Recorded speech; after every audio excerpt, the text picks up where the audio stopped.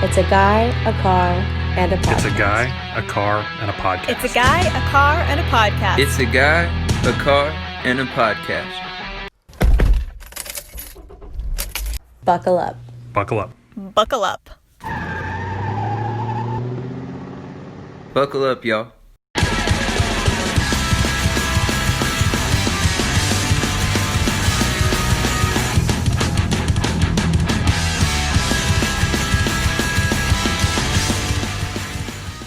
We're gonna get sweaty. I love it. I love that. I love what's happening.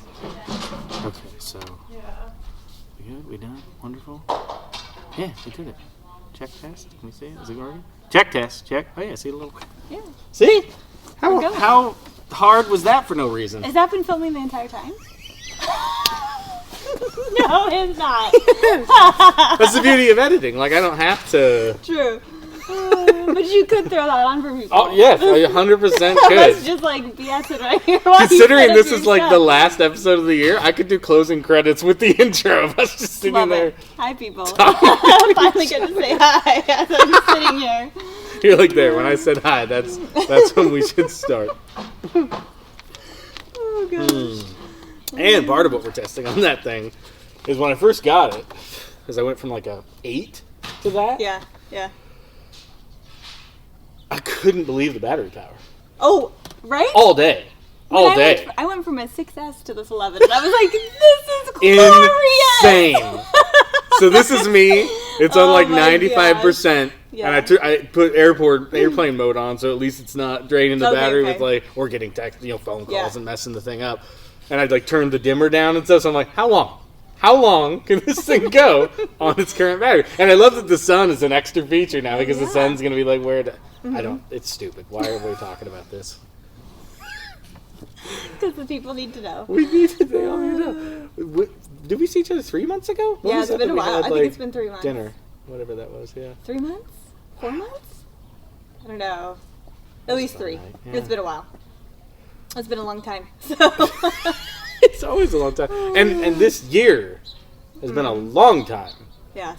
Because this year has just felt like 18 years in one.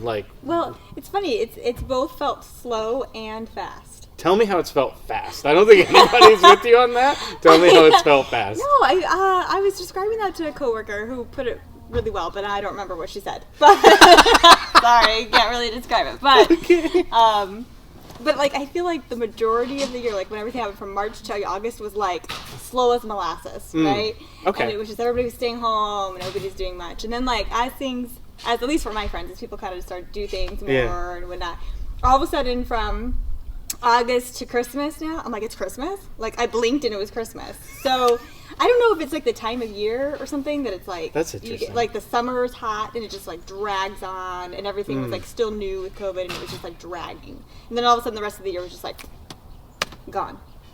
So that's how it felt like to me. So it was both slow and fast. Were you busy during that time or during which what time? made it go fast? August to like work goes busier and gets busier. That makes sense. Because mine didn't. My work's been like dry. So I just feel like days are just like bad and I've been doing things with friends here or there or whatever. I don't know. It just feels like it just all of a sudden was. I mean, I got a girlfriend now, and that's I know. We gotta talk about this. We can jump into that whenever you want. But anyway, It's so still. I've like mentioned her on just solo episodes and stuff, and I did an episode with her sister. Her sister's like a formerly famous like softball player and stuff. What? Cool. So her sister was the first person to actually say her name on this podcast. Because up to this point, she's I don't know. She's not a very public person. Like she has social media accounts, but she doesn't really put anything on it or what have you. So I'm still in like, I wouldn't say a careful phase. I'm fine talking about a relationship and stuff, but I just don't know. She hasn't like giving me, what's that phrase, like carte blanche or something to. The green light. Yeah, and she won't come on the podcast, which would be the best. That's the moment where I'm going to be like, now we've done it. You are now under with me. Yeah, we'll talk about it for sure. Yeah. You don't have to go into details, obviously, because privacy. You don't want to know the details, man. I tell you what. We'll go over that later. It's like, that actually makes me think about the nature of our relationship. Like, how would you describe us? I mean, is friend accurate enough? Do we have like brother-sister intimacy? Are we more cousins? Are we more like pen pals? Like how? I don't know. That is a good question. I wouldn't say pen pals. Because that's kind of distant. And although we Yeah. don't see each other for we'll go months sometimes without a year seeing at a each other. time, Yeah. but whenever it we do clicks see each right other, we're in. just like, it's like I saw you yesterday. You know, it's like no big deal. So I don't know. Are we? I don't know. We talk deeply about different things. So Because it could even be like a pen brother, pals would sister. share like a lot of. We don't. It's more conversational. We don't. It's almost like the fun we have is. And I've said it to you before, and I guess it's why we started a podcast together in the first place. Like, you have a comedian's mind. You just don't lean into it. Like, you don't try to get like. Yeah. Like confronting or vulgar or any of that, but you're quick and you're not simple-minded, and you're not lazy in your brain. Like you look for the most like adorable, witty way of.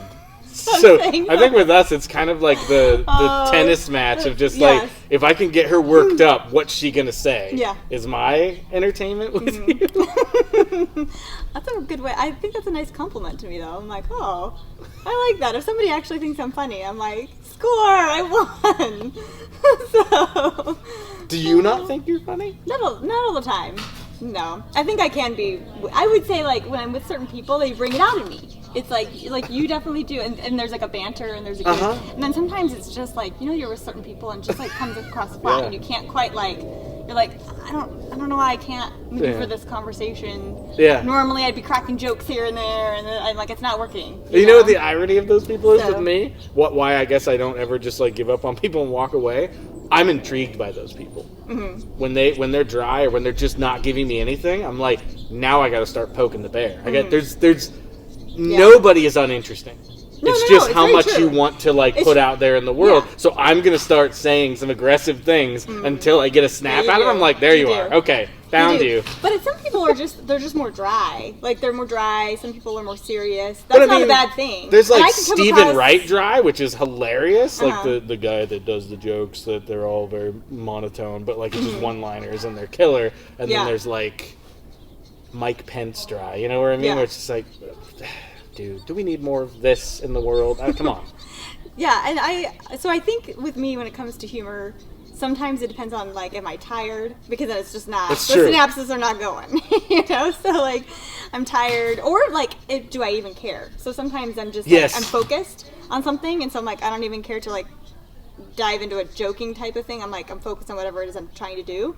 Yeah. And that can happen at work sometimes. Because I will have, like, patients that'll, like, say something funny or be sarcastic. Yeah. And normally I would totally catch it. But sometimes I'm, like, I'm so focused on what I'm doing work-wise and trying to figure out what's happening with you that I didn't catch what you just said. You know? And then, it'll take me a second. Sometimes I'm, like, I'll just keep going. And then they'll be like, oh, yeah, you didn't. And I'm like, oh, I'm sorry. And I'll address it. I'm like, sorry. I was just focused on it. That was a great joke. Thank you. And then I'll laugh. You know? Like, but, which is a really good point.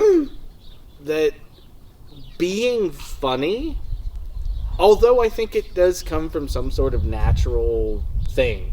Like, I'm from the ilk that you're born with it. Not in the sense that you can't learn it, but in the sense that I don't think you can be, like, murderously good at it unless you have some sort of, like, instinct that's kind of, like, genetic or what have you. But beyond that, it takes a desire to be funny because of the energy that you put out. If you're tired, you're just going to let moments that where you could put something in go because you're like, I don't care. Or you're not, or like you're not in the best mood or whatever. Totally it is. a mood thing, which is a music mood too. Thing. Yeah, that's what 2020 has done to me. Is it has damn near beaten music out of me because I got in the place where I was doing live streams every Saturday night for like an hour on each stream. But you're still doing those. Tonight is actually the last night that I'm going to do both of them, and then starting 2021, I'm only going to do one a month, a 2-hour stream on Facebook on like the first Saturday of the month, and I'm just going to breathe. I'm going to stop this crap. Not to mention, like I'm doing like a concert film next month. Okay. Oh, cool. So it is cool, but it's also like stressful because there's just a lot of money flying around and a lot of like this is me taking a swing at doing something like technically good, like good cameras, good audio, and then me with my music, like my original stuff. So Okay. just like the insecurity of, and then it's gonna be a concert film. I'm gonna do like an interview segment that I'll like, cool. splice throughout it, so Okay. it's not just Yeah. sitting there watching me with an acoustic playing my stuff and stuff. But it's also like no one's gonna be there except for the crew, which is gonna be so weird because That it's is at like a weird. venue. It's gonna be a pub rock in Scottsdale, really? so it's like Okay, a but only legit the- venue, but like no applause or anything Yeah, after so each song. do you feel like is that hard to get the energy up and stuff when you don't have an audience that's feeding you back energy and clapping and whatever? Yes. Does that matter or not so much? Because you've also been in like a studio, which would be the same. When you're singing Right. in a studio, it's not like you have a feedback, so you Right. have to show that emotion without gaining Right. the energy to show them. Does that make sense? Which I think that makes a lot of sense. Yeah. And I think in the studio, that's a really good point. I've never thought about it that way. In the studio, you're playing for you. You're playing to elicit emotion in yourself. You're singing to get the take that communicates what you intended to communicate. On stage, you're playing to the crowd. So you're Right. trying to like do it in a way that will get them involved. But acoustic's different. Okay. Acoustic, you'll get golf claps from people. Acoustic, Yeah. like nobody's, just really getting into it because the dynamic of acoustic is so delicate and intimate. Part of me is actually kind of excited about doing this thing in this way anyway, because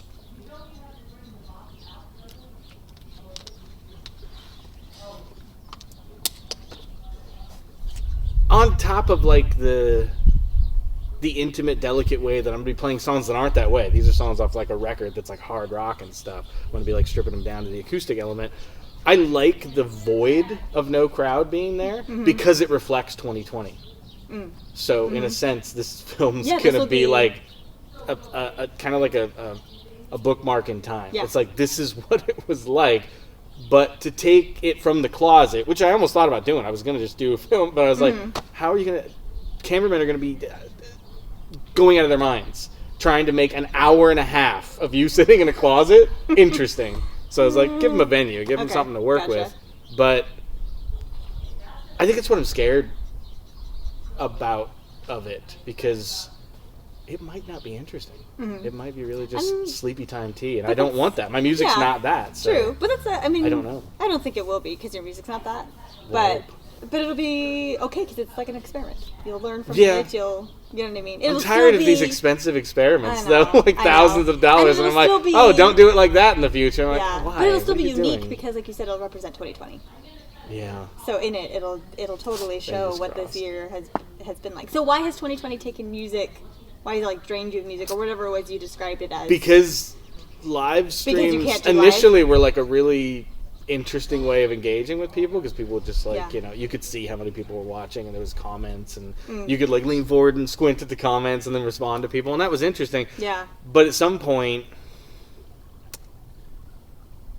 I just like step into the closet with an eye roll and be like, here we go again, because it's me playing to me. Like there is something different about not seeing faces out there, or I don't know, even Gotham. I guess I just got, and maybe this was gonna be weird about eventually someday playing like legit concerts to legit like paying crowds or something. Is like with Gotham, I sort of had the convenience of passerbys, which means as I'm playing, I'm just playing for my own benefit and my own entertainment and just whatever. But I could see you coming, and I basically have like a 30-second window to see if I can catch your eye or just make you feel something. Yeah.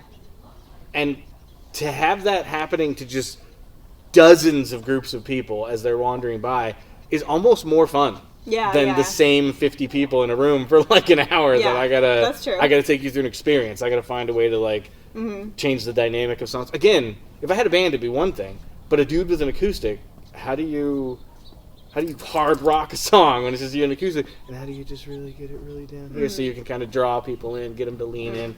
I don't know. I think maybe that's what this thing's going to be. Yeah. All I'm doing is like every day I just play through the set, so I know what it sounds like. And again, I'm still like transitioning the songs to like some of them don't have solos anymore, because on the record they had a solo, but I'm like, I don't have two instruments. Yeah. So I got to like kind of figure out how to squeech the solo out of there and then just like dip into the last chorus or whatever and make it make sense as its own unit. And I don't know. It's gonna be good. It's the tight wire. I don't know why I do this Yeah. to myself. Why don't I just sit back and be a normal person? Why do I have to like make stuff that Because may you're or may creative. not ever Because matter? we're all creative people. We have to find that outlet of creativity.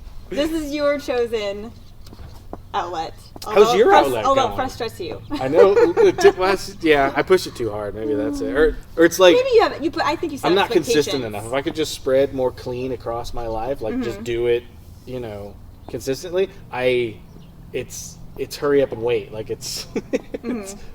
I'll tackle something big and then I'll go 6 months without doing anything, go crazy, and then I'll tackle something big and it's too much for me to swallow. Okay. I can't just like Yeah. spread it out. I would if I had like a management team and an agent and all those people. Like if I could just get people out ahead of me, like scheduling things, or if I have an idea and I just tell them and now they got to go find the money or do whatever. I feel like I could just breathe a little bit. But because you watched me sit here and set up the entire podcast. There's no producer.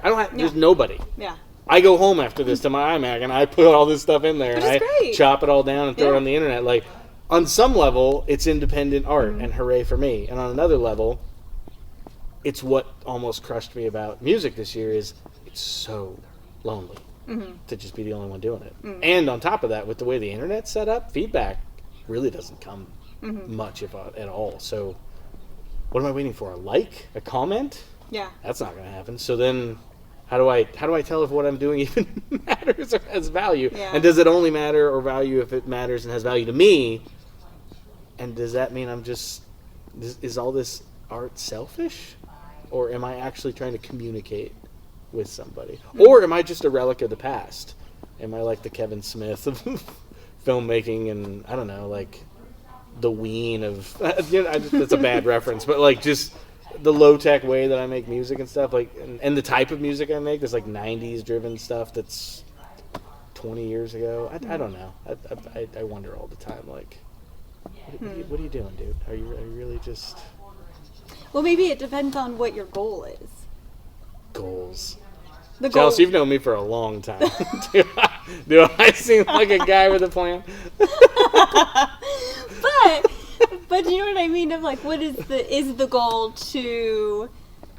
Would it be insane if I said the goal was to be rich and famous? Would that sound that's what I'm saying. crazy? What is that the goal? So that's why it's frustrating right now because you know what I mean. But someone their goal might be like, I really just want to put out some stuff people can listen to it and I listen to it. I like it for me, whatever. Then they'd be content with what's happening. Yeah. But I know you, and I think yours is to be up here, Yep. and so then it gets frustrating because you're like, I want to be you know what like, I mean? I want the notoriety. I'm still Yeah. the middle child. I'm going to be begging for people's attention until the day I die. On my deathbed, I'm going to be like, what could I say? are you the middle child? That for would be real? like, yeah, I'm the middle of 5 kids. Well, I'm Did we know 4, that? so it's hard to know if I'm middle or not. I don't know. If you're not the baby and not the oldest, you're the middle. That's yeah. how it So works. yeah, we crave that affection. Which is funny because of the two of us, you seem to have a healthier relationship with it. Like, maybe that's the comedian in you that I sense is like, you know that attention will not find you. You're going to have to go draw it into yourself, and that's why you develop those wheels of just like, all right, say something, be cute, make it funny, and then... But you, to your point of what you were saying before, in that healthy way that you talk about making art, it hasn't like infected you. And maybe, to be honest, maybe one of the bigger differences between you and I is the additional factor of abuse in me, where like, you know, I was hurt by several people in my life, so it like mangled that need for attention into like an addiction, into, you know, gimme. Whereas with you, it's more just like you to get the laugh out of people is probably so satisfying for you. Whereas to get the laugh out of people for me is the moment when my lips come above the waterline and I get a breath. I get a breath of air. I could just kind of like for a minute when I get that reaction. Whereas you can like munch on it for hours, just really enjoy like the. Am I making sense? Is that Sure. You're how right. that? I just love the way your mind works. It's so funny. Like you say it in a way that I'm like, I would never have thought about. So interesting, but sure, yeah, I like it. It's true. Okay, so It sounds good. I like it when my metaphors land because they often do not. Often people are like, You're a little bit over here. So in reference to you anyway, and your yes. artistic output, when we last spoke, I think you were leaning a little harder into the singing. Is that still So I still accurate? I still do voice lessons once a week with my friend, and it's really good. I mean, really, I guess it's kind of more for myself because I haven't really Good for you. it's Healthy. not, Healthy. Yeah. Well, I like that. Well, but I think it's more so that there's nowhere totally to go do anything with it right now. You know what I mean? It's like I can't. And yet, really the irony of that being, if you wanted to, you and I could sit down, we could do a cover, and we could do a True. video of a Yeah. cover and put that thing on YouTube, and you can share it to all your friends. But what I wonder about that is the reason that we haven't even come up with that idea into this conversation, because you know somewhere down inside yourself that healthy piece of you about where you're going to get attention and how it's going to interact with you, that you know it wouldn't satisfy you to put something like that on the internet, and then to have the internet feedback, which you know on some healthy level isn't really going to fill your tank, so why do it? No, I think actually what it would be is more of a nervousness. I get an anxiety. Well, we've talked about this, I think, before, but I talk a lot about with my friend Tyra, who teaches me voice. Okay. That I have a major anxiety of singing in front of people. And so, I mean, now I'm more comfortable singing in front of her, my own friend. And even then, sometimes I will tell her, I'm like, I know I can sing this better. I sang it better when I practiced it. It's because you are here. That it's just, I'm not. Wow. And she's like, okay. So we try to explore that a little bit, and she gives me exercises and things to do on there that stretch me, which is funny because as a kid, I sang all the time. I sang solo in 7th grade. I sang in lots of things. I sing in church. So I don't know why older now it makes me more nervous. Although I guess it always has in a way when if I had to sing a solo, because I get a physical reaction where I cannot physically sing as well because of the anxiety. Where some people they take that anxiety, and it doesn't matter, they've practiced that song so many times, they'll still sing it exactly how they sing it, even if they're nervous. No, I physically cannot get it out the way I practiced it. Wow. Because of a weird nervousness. So she's trying to get me well, when you're with friends, I was with a group of friends.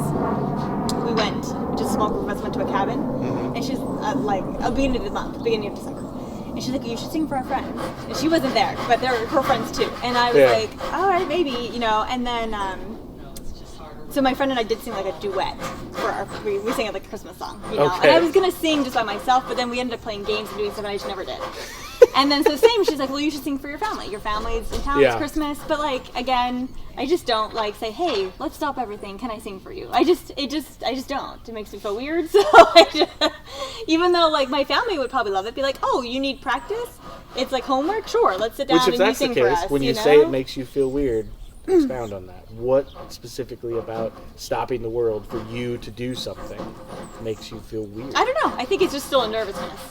It's still the nervousness Nervous of having that to you sing in won't front do of it them. well? Nervous that it won't be received well? Nervous? Maybe it's both. Where's the... This is like the King's Speech all of a sudden. I'm just like, Birdie, where in your past were you hurt? What... In the rest of your space, you seem to exude confidence and relaxed and all that stuff. What about singing? What about creating tones with your voice, in tones that I suppose would even give you emotions, unnerves you about sharing that with another person? I don't know even exactly what it is. Some of it though, this seems weird, but it's all eyes have to be on you. So when they're not, you notice it, and that bothers you? When someone's on their phone or something, you can see it. No. I just mean I don't like all eyes on me. Oh, you don't like all eyes on you? So ever? if you're singing, when I taught Sunday school, I know how to fake it.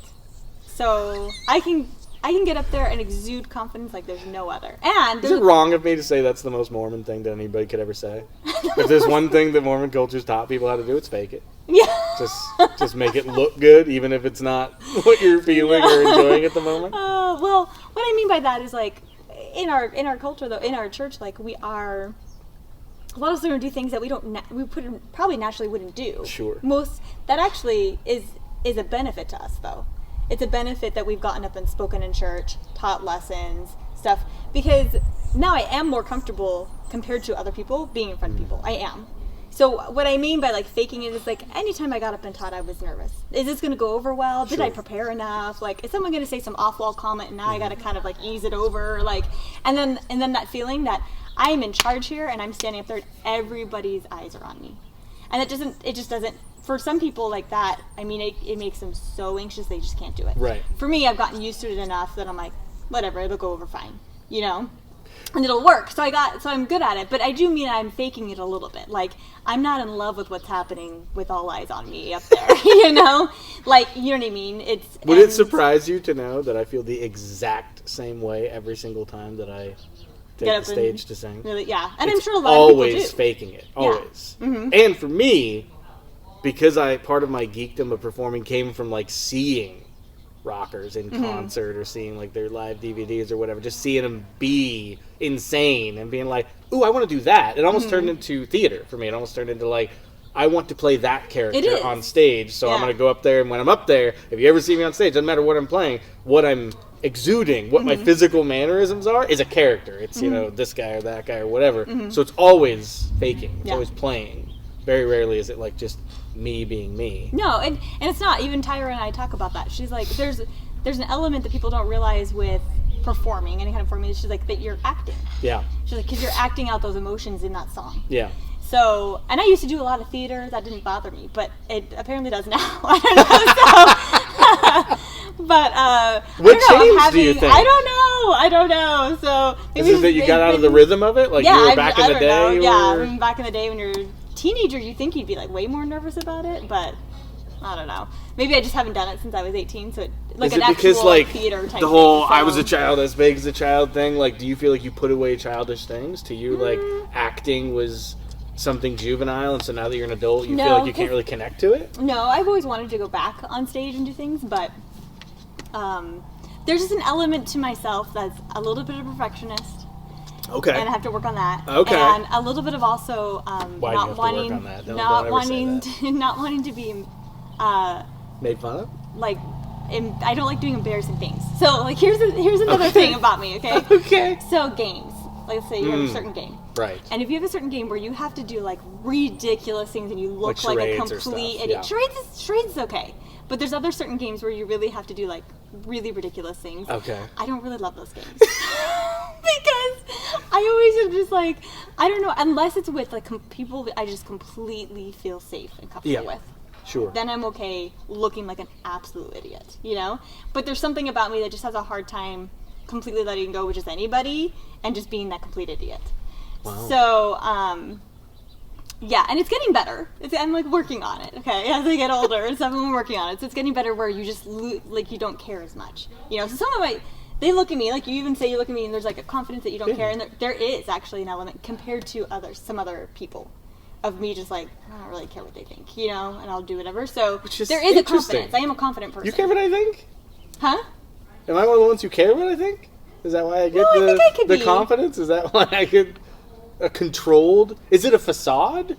No, you just get me. You do just get me. Okay. That's why, like, I'm not saying I'm not a confident person. I am. Okay. I am a confident person. But I think it's also just, maybe I exude a confidence of just how I carry myself or how I talk. Though inside I'm still like any other person where I have insecurities and things I'm working on. Like anybody. So, anyway, so singing, I don't really know where that comes from. I think part of it is having just all eyes on me, you know, and I'm the one that has the attention right now through my voice. And it just... and my friend Tyra's like, it just takes practice. She sings in a band on the side. So she's like, she's been doing it her whole life. Yeah. So she's like, it just takes practice. You just have to do it. She's like, you just have to sing for our friends. You just have to sing for your family. You have to get used to singing. 100%. She's like, because you'll just get more confident of doing that. And I'm like, I know. So I just haven't done it. It's because I'm afraid it won't come out the way I know it can. I won't sing as well as I know I can. And then that frustrates me. How so? How does it frustrate you when an individual single performance of the thing that you do is off? What about that? You talked about perfectionism a minute ago. Like, why does it have to come out absolutely perfect every time? Is there any piece of you that thinks that flubbing one particular performance is actually going to make it so much better when you nail it?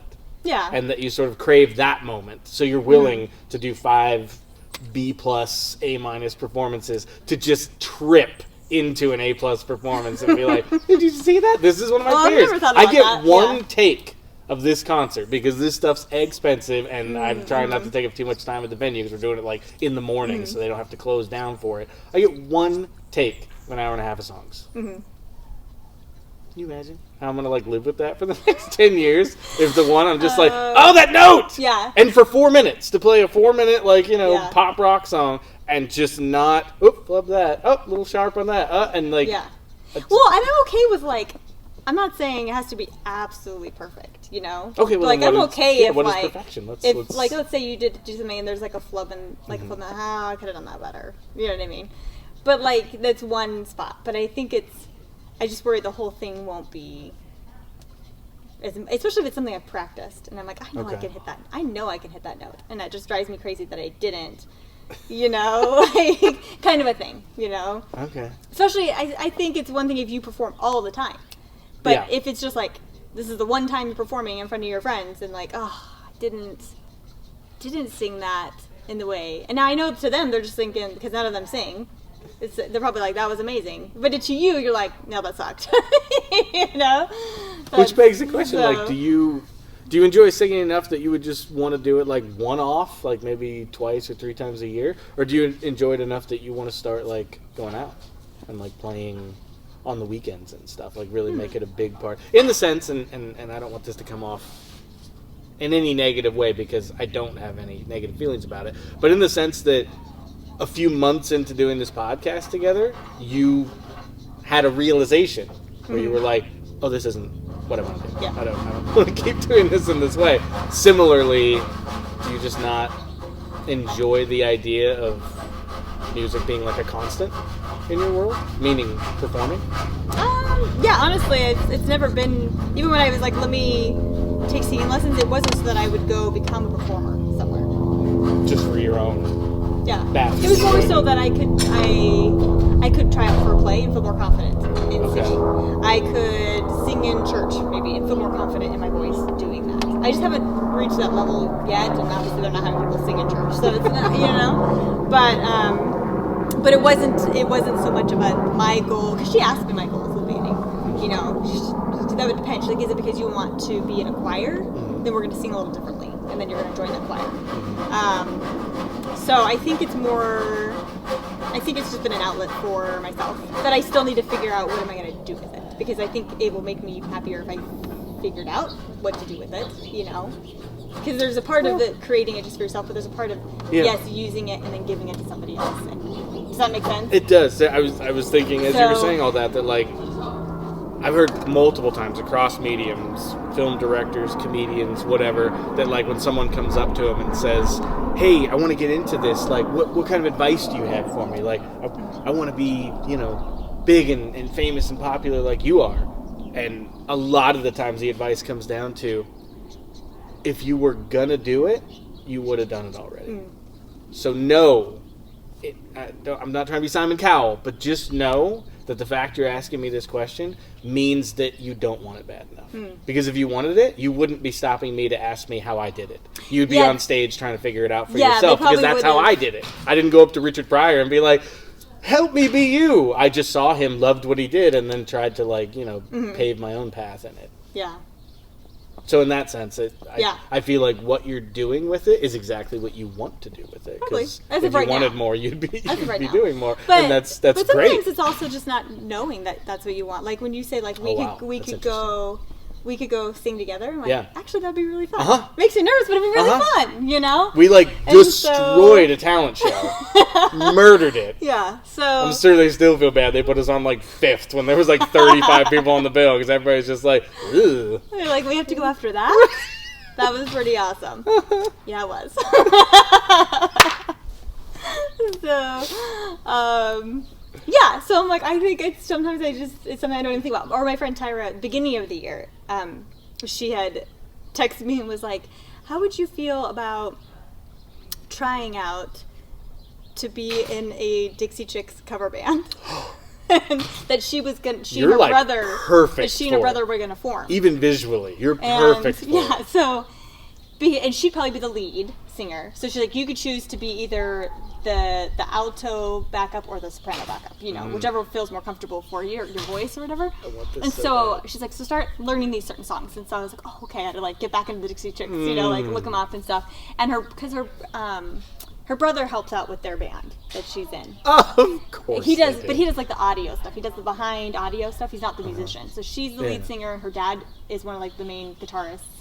And Oh, of her band. of I thought her you meant band. like the no, real no. Dixie no, Chicks. no, like no, you used no, the no, original- no. Got it. No, Okay. and so I'm like, Dixie Chicks of all things in the Valley. She's like, well, my brother kind of researches those things, and apparently that there'd be a need for that, like a country. That early type stuff, thing, wide open you know? spaces. So and good, right? It fly really and is stuff. so Oh, good. stop And it. so I started learning the songs like and just bringing it back into mind, because I actually did know quite a bit of like the harmonies and stuff. But She's then, gonna have you like banjo and violin and the whole well, thing? the other woman that Okay. she was, I mean, she says try out, but you know, I mean, just to see like, do we fit together? Yeah. Probably, because she already knows my voice. Yeah. So the other woman, I think, plays the fiddle and stuff like that, or Okay. plays violin, something like that. And so she was, Which is good and bad, because that means you're the one over there like not bringing the full package. I know, to I'm the- not. Yeah, you got my harmonies. That's it. But yeah, so we did have a night when we were supposed to get together to kind of just see how it would work out, and then but the girl who knows the violin was like, hey, I haven't really learned the parts. I really want to like bring that.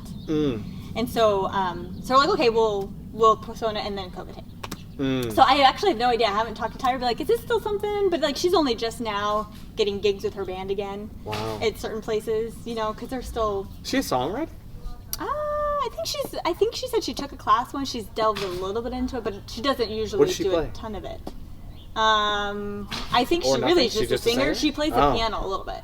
I mean, she doesn't know how to play piano, but she's a really good singer. The collaborator in me wants to So- sit down with the two of you and just like, I mean, you guys could do that. Dixie Chicks thing off to the side, but just sit down and write with the two of you. Yeah. Just like, So see what comes out. So that was interesting to have her approach me and be like, that would be kind of cool, you know? You should. Like, that would be And fun. it's in the space but- of the perfectionism, having been in 2 tribute bands and still technically in one because we don't know what we're doing and COVID and all that. It's almost like masturbatory to my perfectionism to be in a tribute band, because how do you get it wrong? Just make it sound like the album, which you've listened to 100,000 times and you've sung along in your car 100,000 times. So all you really got to do is just manage the adrenaline when you get on stage and like you're just pushing things too hard, and you really just got to like back off and take a breath.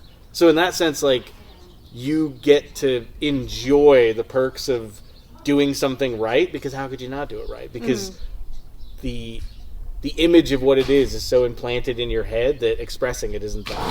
But I don't know if that makes sense to your experience. Yeah. Sorry about that in the background. I love it so much. I love that like 3 years into this thing, the show still has its flaws. Like, I just can't. You want to talk about perfectionism?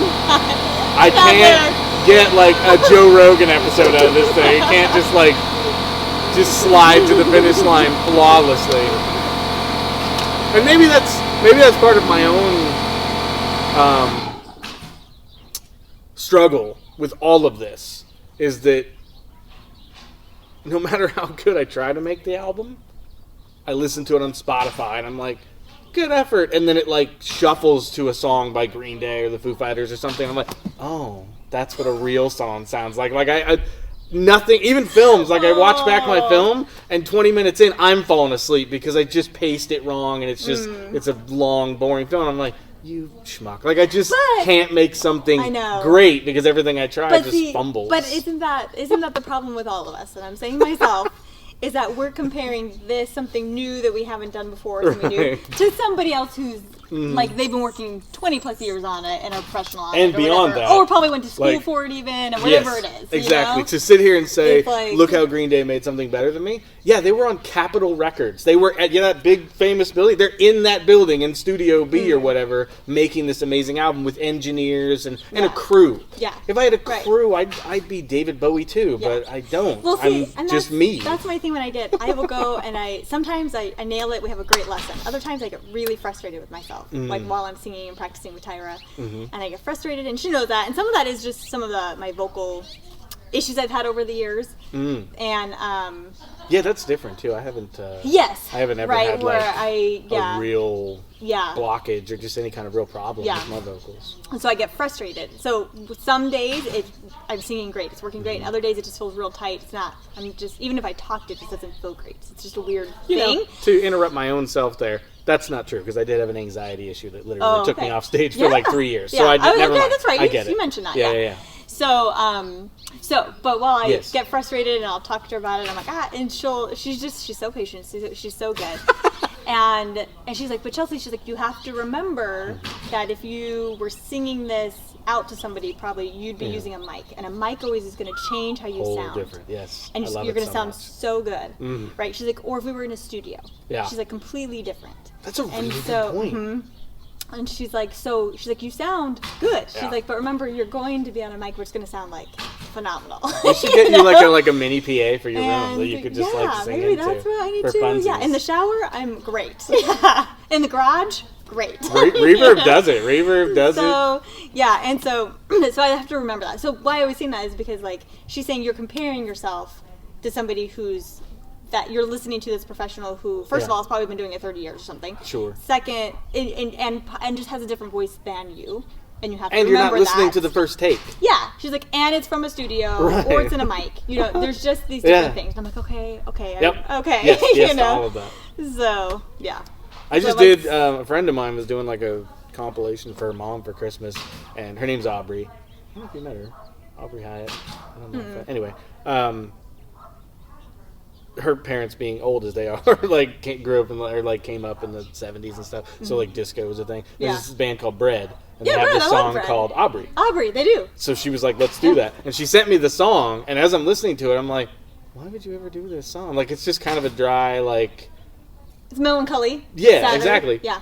And so I just basically like changed the key of it and like just played it like finger picking on an acoustic, just real gentle and stuff. And we get her in the room at my home studio, and like the first take through, like it sounded cool, but I was like, something's missing. So I just like go in there in the settings and click the reverb on. I'm like, try it again. And like 5 takes of magic, because what she's hearing in her headphones are, it sounds like she's like in a hall, and it's got like this richness of just reverb like makes you emote differently, because you can it's like water, you can swim in it, you can like oh, it's so good. Right. Rather than when it's kind of dead, it's hard to even get that emotion because you're just like, I feel like this is just flat. Also, what I'm terrified about the live thing, because I mean I know the engineer-ish, but I don't know. I don't know what she's going to give me. I don't even know if I'm going to have stage volume. I mean, I don't know. I don't know. So you're kind of hard. It's hard to know. Yeah. To say like prepare, I guess, a little bit for it. Yeah. All I can really do is just prepare the songs just get them like ready for that environment, and just be like ready. Yeah. Try to practice enough that there's some muscle memory to lean back on, so I'm not stressed for an hour and a half. Like I'm just like, start the song and it'll naturally finish itself. Your body knows what to do. Just start the song. Yeah. Fingers crossed. Speaking of that song, Aubry. My sister's name is Aubry. Cute. So I'm like, I know Bread, and I know that song. And my brother-in-law, her husband, sang it to her at their wedding reception. And he's not a singer, but he like learned that song and sang it and changed the words a little bit, because technically the song is a sad song. Yeah. But changed it a little bit so that it was like I like happier, it, and I'm also like, sang stop it to her. I know. It was cute. Anyway, so that's what I always There's think like about some that song. falsettos and stuff in there that are tough Well, to definitely hit. with Brad. I don't remember. I'm sure he didn't do that. But I'm like, their voices, yes. But anyway, so it's a good song. I like Brad. So, I saw on Instagram somebody post something about like astrology and just like I guess the planets are going to be lined up in such a way that like this 2021 is going to be like the year of Aquarius. Oh yeah, I think I heard that. That there's... I'm an Aquarius.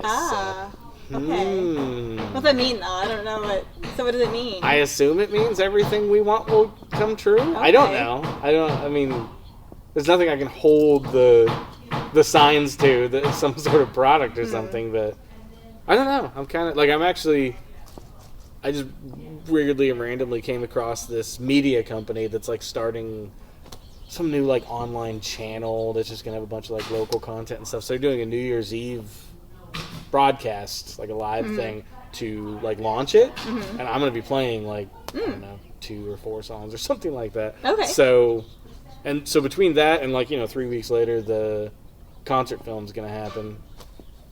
I'm interested to see if this this whole astrology thing is real, and if like just all the carpet just starts. I don't. What was I watching the other day where it was just some character was like, I deserve this, and I was like, yeah, I deserve it too.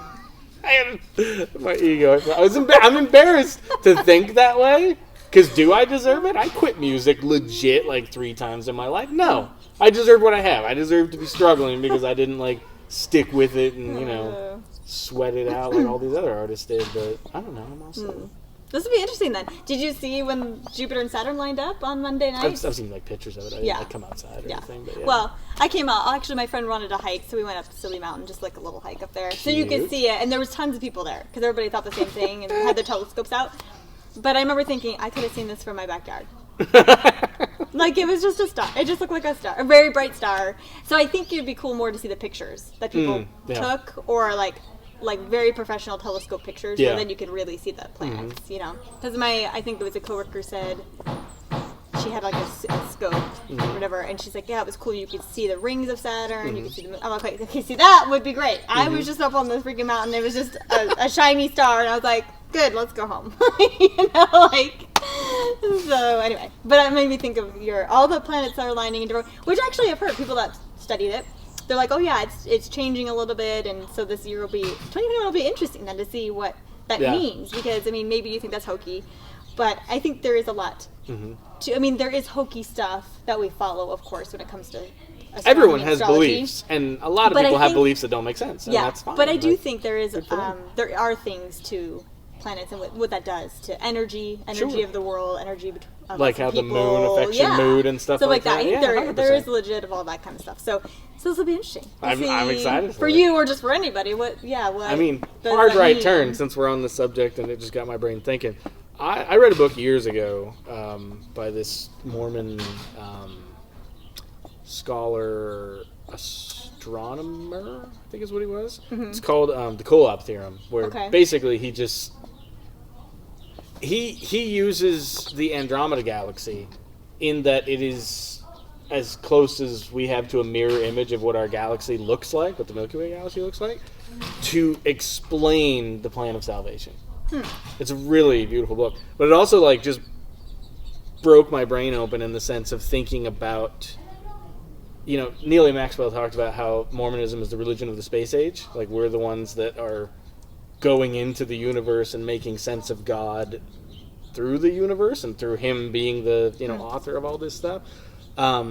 It in what you were saying made me wonder your galactic view of spirituality. Like, do you wander into the far reaches of space to try to figure out what you understand about God's plan and where people go and all that stuff, how it physically exists, where it is, or are you just kind of like it's all kind of still a cartoon for you for the most part?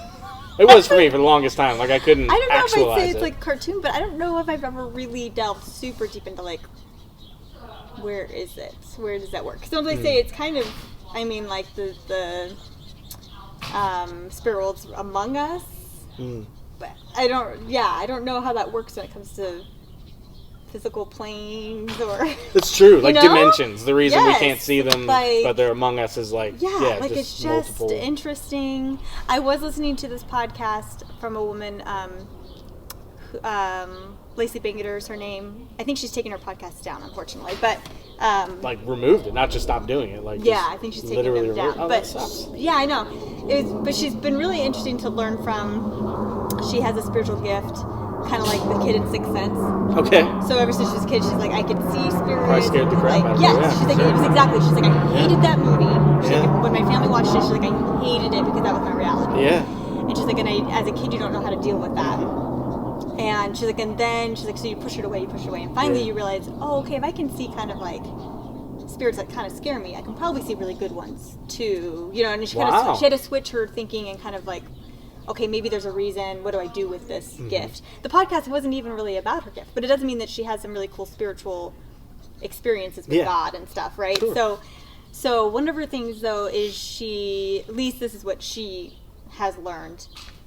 Is it something we're taught by our leaders? No. So how do you take that? I don't know. But what she said is she's like, I realized and learned that the veil we talk about, you know, we always think of it as just like this veil of forgetfulness. And she's like, the veil is actually our physical body. Wow. And I was like, okay, that makes sense. I like that a lot. That makes sense, right? And so I never really she's thought like, of it, but like in some way the temple does sort of skew our perspective of it, even though it's meant to enhance the perspective. It does sort of make it feel like it's a veil, a and blanket. you cross over the scene, Yeah, you cross over the exactly. scene, right? And maybe there's still some element of that. If Sure. that makes sense, because we don't know these dimensions of these things, right? Yeah. But she's like, but the veil itself, she's like, that we just kind of forget. It's like we're now put in this body. Yeah. The physical body itself is this veil. Wow. And I'm like, oh, so it was just very interesting to Does hear that her. then turn the veil, in seeing it as our bodies, into more of an instrument and less of an implement? Like, we can engage with it and we can hone our skills to maybe, like, peek through it a bit versus it just being a brick wall that we have no power over, see, that there we're you go. subject to? So here's where she's like, this podcast, but this wasn't even just her. Other friends I have that are delving more into how do you speak to God? Sometimes we feel like it's just this distant thing, you know? And Always so, feel like that. and yeah, right? And I have two, even though you are speaking, but, and her thing is like, she's like in this podcast, she's like, okay, this podcast I'm going to share, I'm going to share about basically like a vision she had. And she's like, basically all it is I went to God and was like, okay, what can I learn from you today? And he took me, and it was almost where she describes it as like, when people say they meditate, she's like, all I'm doing is meditating. Yeah. And then I picture God there, and I'm like, I ask him questions, and he answers back, and we can do that. You know what I mean? I do. Like, and so some people call it, they manifest things.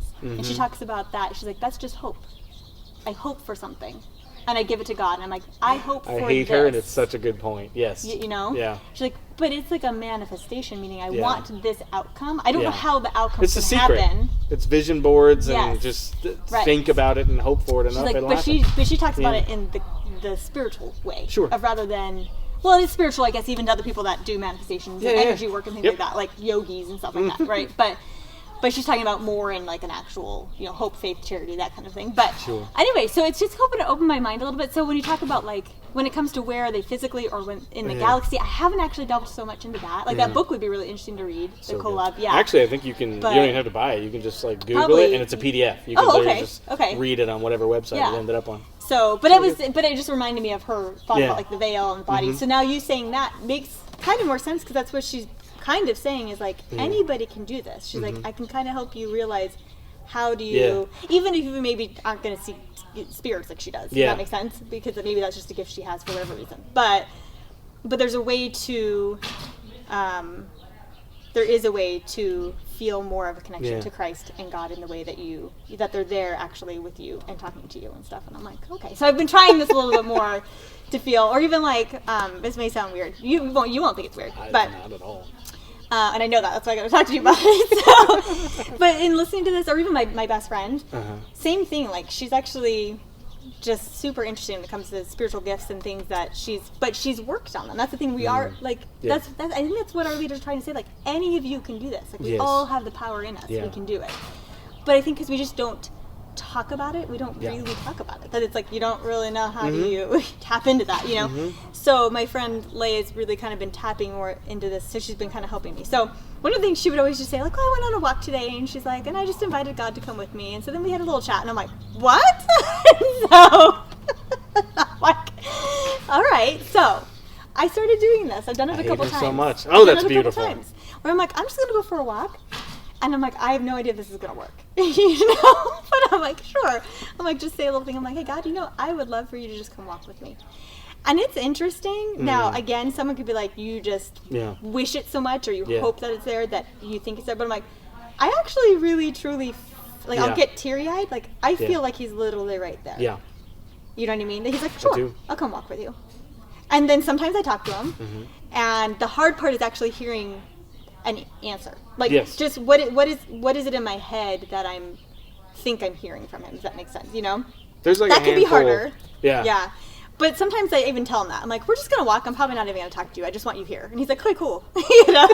And then sometimes I'm like, okay, I'm going to just divulge the things that are on my mind. And he's just like, all right. And then sometimes I feel like there's little answers here and there, or little, like, you know. Anyway, so I've been trying, but it's definitely like a muscle that you have to, like, work on. It's so interesting, though, you know? There's a handful of, like, very visceral experiences I've had with God that I just kind of think about a lot. And just that I don't see myself ever forgetting. And one of them was, like, just before I moved to Provo, which was huge and just so full of, I guess, hope. It was probably the most I'd ever, like, just lived on hope, lived on a prayer in my life.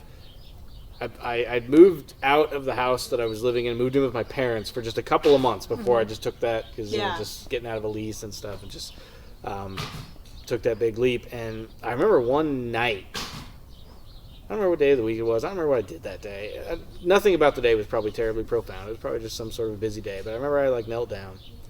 And I remember, like, I was just, like, really at peace. And I was really, like, life was just really good. And I didn't have anything specific to really say or report or ask or anything.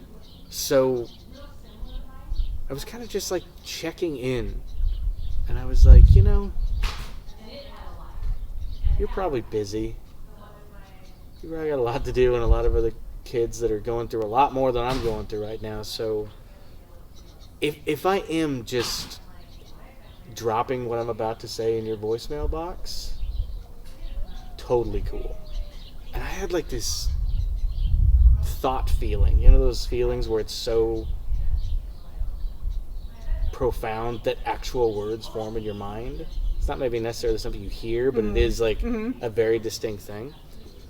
It was one of those, like, thought feelings where it was just like, I'm here.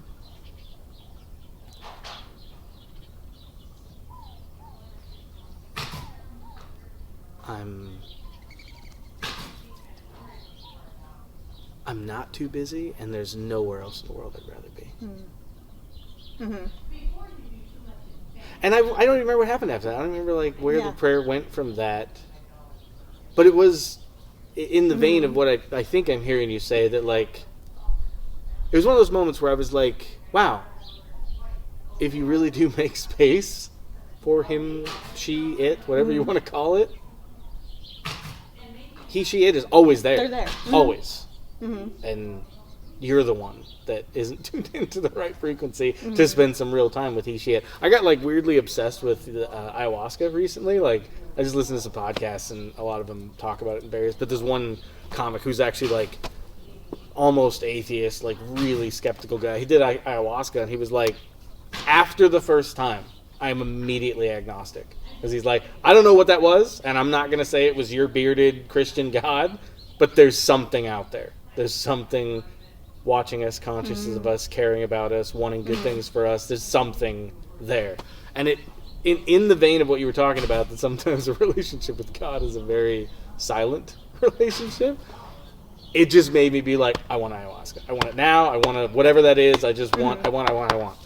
And the more I've been thinking about it, in the sense of, I guess, I don't know, making, like, legitimate plans to go try to take this journey, the more I'm, like, reminded of the Tower of Babel and the real sin, the real thing that was being, I don't know, punished or corrected by God, which, as I understand it, was they decided that they were going to build a stairway to heaven, a legitimate thing that was going to get them home, rather than listening to God's prophets, developing a relationship with Yeah. him through keeping his commandments, all that stuff. Like, instead of doing it God's way, they were just going to, like,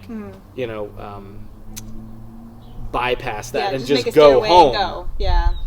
And so his response to that was to confuse the languages so that, work on, so, and then, now we have all the nations of the world. But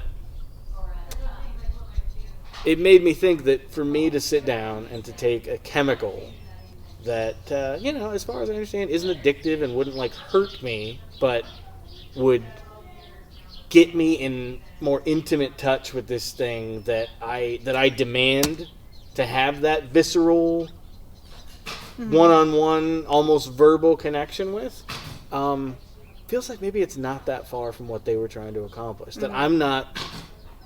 And I hate to put it this way because it sounds coarse, but I'm not playing the game of life.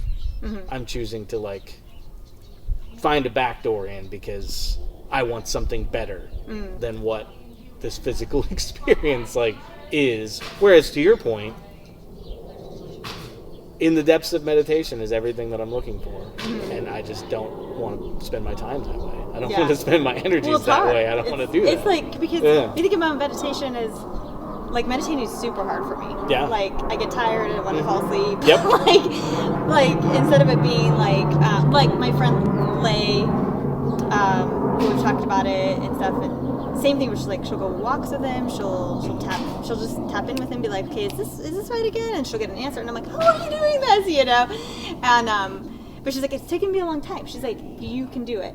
But why? And so I have sat down and, like, it's like a prayer meditation, and I feel like I'm having a conversation with Christ or whomever. But, like, and I kind of just go with what are the thoughts that are coming to me, and just trust that that's Him speaking to me, right? But it takes focus. Yeah. And sometimes at the end of a day or something, I am too tired to do that type of thing. It takes so much focus. Yeah. So there's meditating where you're just kind of, like, sitting and la la la, but, like, but really, like, a focused meditation of I'm picturing you there, teach me. It's like, it's work. Yes, you know? it really is. And you're just like, oh my gosh. And sometimes you're just not in the mood for it. And then other times you're like, I really do want to, like, commune with you. Let me do this. Let's do this. For sure. You Yeah. know? But I don't know. I'm trying to figure it out. Does that make you wonder, like, from his perspective, the purpose of why he sent us here? When you look at, like, I don't know, party animals or celebrities that are out there just, quote unquote, wasting away their days in frivolity. And then when you look at, like, a monk, in the position at the top of a mountain, never moving, fasting for weeks at a time, in the middle of, like, I think you and I are more on the celebrity side of that. We're like, we have access to so many things, and we'd like to enjoy, like, the pleasures and the enjoyments of life. We don't want the other thing, because that just feels like a waste of time, waste of life, really. And yet, do you ever wonder if those two are a spectrum, where on the spectrum God intended you to spend your time? Where do your wanderings take you on that? What do you think he wished you would do more of? The monk on the hill, or really just be human and just drink it up? And maybe that's not what eat, drink, and be merry means. Maybe it's not talking about frivolity. I don't know. Yeah, that's a good question. It's a good question because I think it's going to, like you said, it is different for everybody. I think that's where you have to tap in. Well, that's going to make me hate the answer to that question then, when it's just like, Well, people, really, he wants to be a monk on a hill because that's just their jam. Well, I think what I mean by that, though, is, like, what we're kind of told is, like, like, I think sometimes when I think back on just how I've been taught the gospel or things in the church, that just you do A, B, and C, and D, and this should happen. Or sometimes it's taught that way, or at least we take it that way, right? And now what I'm trying to learn a little more about is, like, that, and I'm not talking about commandments. Commandments are, and covenants, things that we should do, whatever. But, like, I think for every person, their journey's different, and God's going to show you how you should be doing it for yourself with Him. Does that make sense? Like, not worrying about what you're doing. Like, this might be right for you, but it might not be right for me. So on that spectrum, on that spectrum, I think if you go off of just, like there's been times in my life where I'm like, I just feel for myself Mm-hmm. that I'm like, I think you should just kind of not be watching so much TV.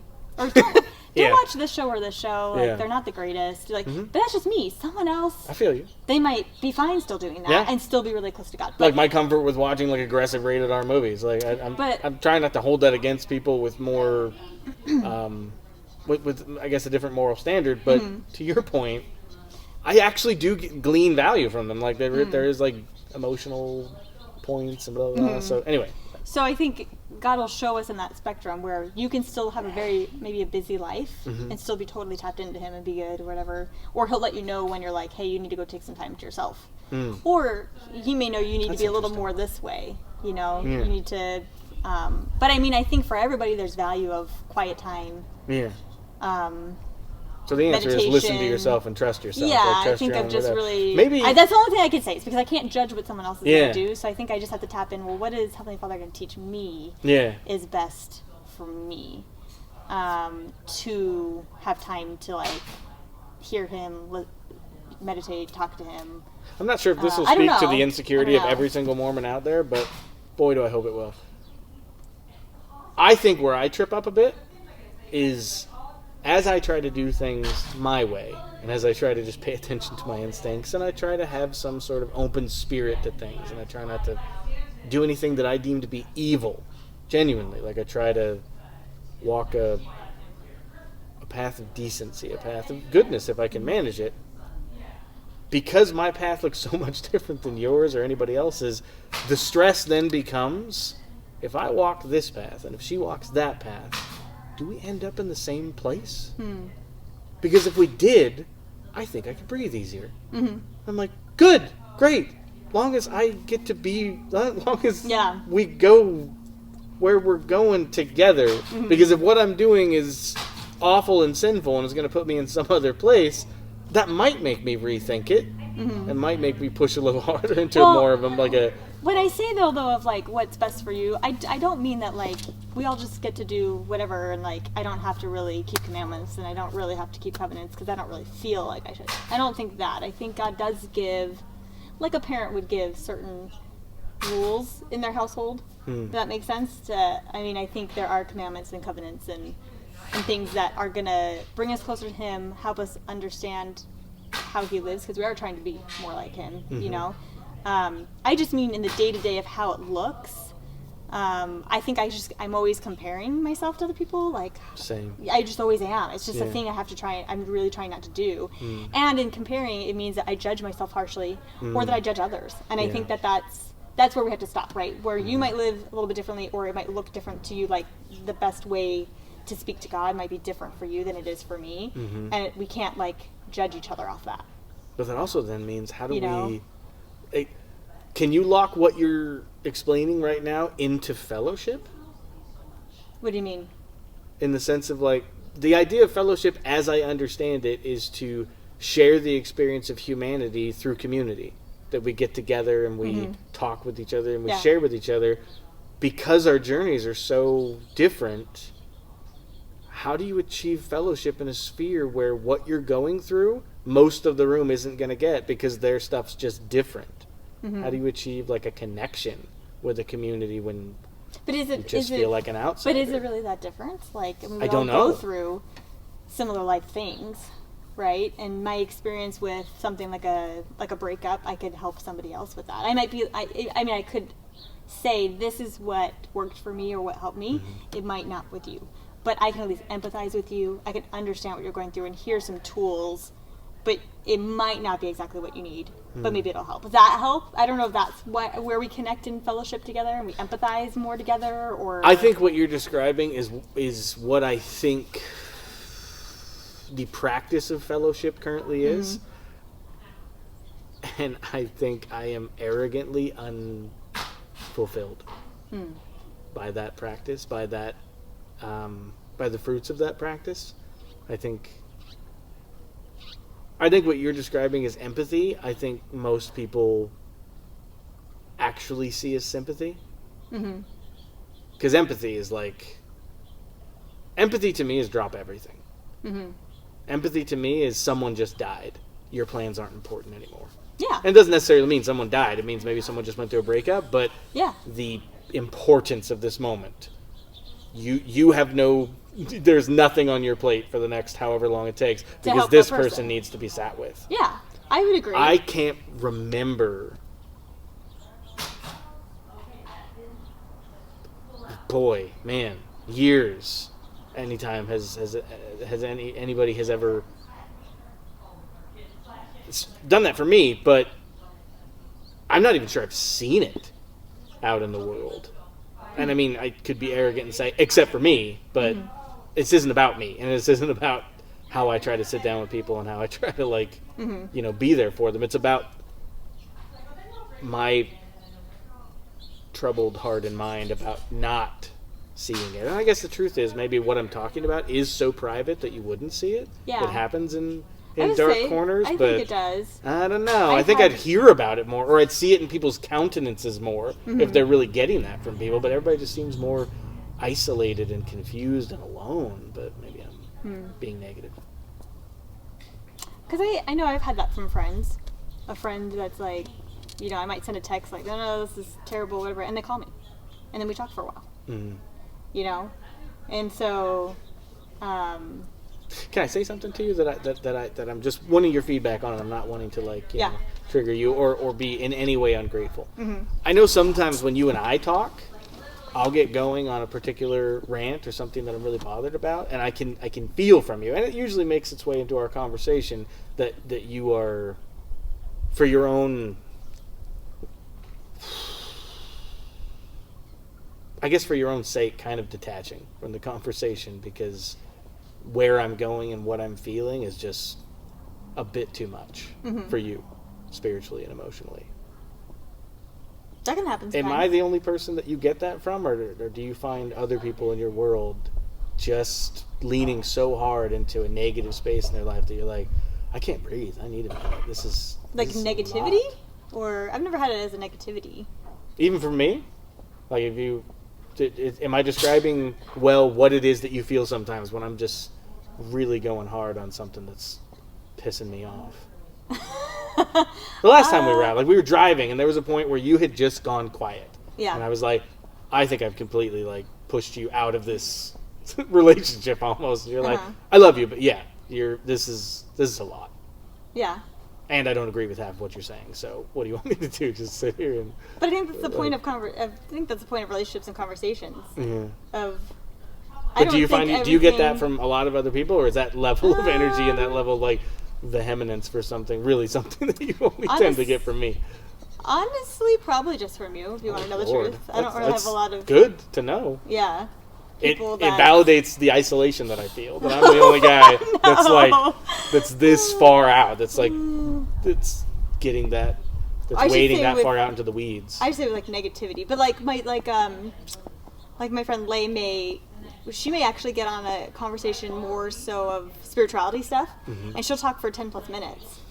And she's delving in, and she'll know. She's like, "Whew, okay, I just talked a ton." What it is it's not that I'm not interested. It is that because it's been so long, it's almost like I can't listen anymore. It's a personality thing. It's not because I'm like, "Oh my gosh, stop talking." It's not that. You're best in conversation. You're not best in just well, for input, that long, maybe. It's I can't take all the input anymore, or something. Or I've just kind of lost. I'm like, okay. Yeah, I was listening, and then I was trying to figure out that, or I was thinking about what you said, but then attention I got lost. Versus it's process versus analyzing. Yeah, it's a processing, and and that's something that that I just know a little bit about myself. So it's not totally. Now the conversation you're talking about though a little bit was because I think what you were talking about was it was a negativity that sometimes you're like, "Whew, that's a lot to take," and that can happen, right? Yeah. But it's not saying you can't voice your opinion. Right. And I felt after I'm like, "Oh, you don't think you can't voice your opinion." I think it was more because it was playing off something I already was sad and upset about. That had nothing to do with it wasn't like you did something wrong necessarily, as much as just it was tapping into something I was already having a hard time with. Is it weird that that's actually probably part of the reason that I did it? What do you mean? Because you were feeling sad about something in the moment that I have a tremendous amount of sadness tied to from my own experiences. So I almost wanted to just pull you under. on purpose. Which doesn't sound very nice, Adam. Not to try to like break a wholesome person or something like that, but to actually see if this thing that I don't get to share with anybody, because nobody gets it, I could have a minute with one of my best and really most unexpected friends to just swim in this water. So I went hard, and the Sith came out, and I was just like, can we talk in the dark side about this, because I'm so mad about it. And what I discovered was, no, you can't, because she's not interested in the dark side. She's having a hard day, but she's not going to let it kill her, and you will let it kill you. You'll let it consume you. So I learned that about that day, and it did, not in a way that I hope makes you feel sad, but it did make me back off. And I'm like, okay, she's not the person that I would take these kind of things to. The sad part being, I really don't have anybody that I could take those things to. So in back when we were talking about empathy and stuff, I can't remember the last time somebody just really gave me space to just talk, open up about something really dark and awful, because most people just don't have time for that. And that's what I wonder, how people don't know what empathy is. They just think it's sympathy. They're like, that's empathy. No, it's not. I think because we're human, and it's like true empathy like that. I think there are snippets of it and moments of it, but which in my experience is hard to pull off, because empathy is such a trust game. You can't build trust in 5 seconds. It's not possible. Takes hours to really just give someone enough space where they trust you enough to let something out. So I'm hearing what you're saying, but when I think of empathy in snippets, I'm like, I can't fathom that. It's what empathy is. Requires a lot of you. It does require a lot, but where's the line? I think that's the problem too. Question. Is there's boundaries. So because somebody could be like they need a lot of time and stuff, and that person you want to go to may really care about you and they want to empathize, but they also still have other things in their life, and they can't always just give it all to you. Does that make sense? That makes sense. Know. And I don't know. That is where I get lost with Alma's baptismal covenant.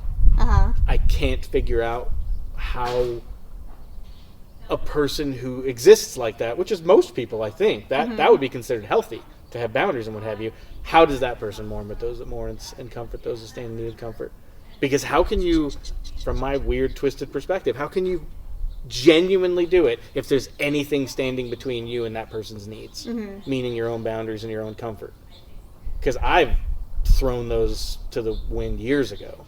And I'll just sit with a person, and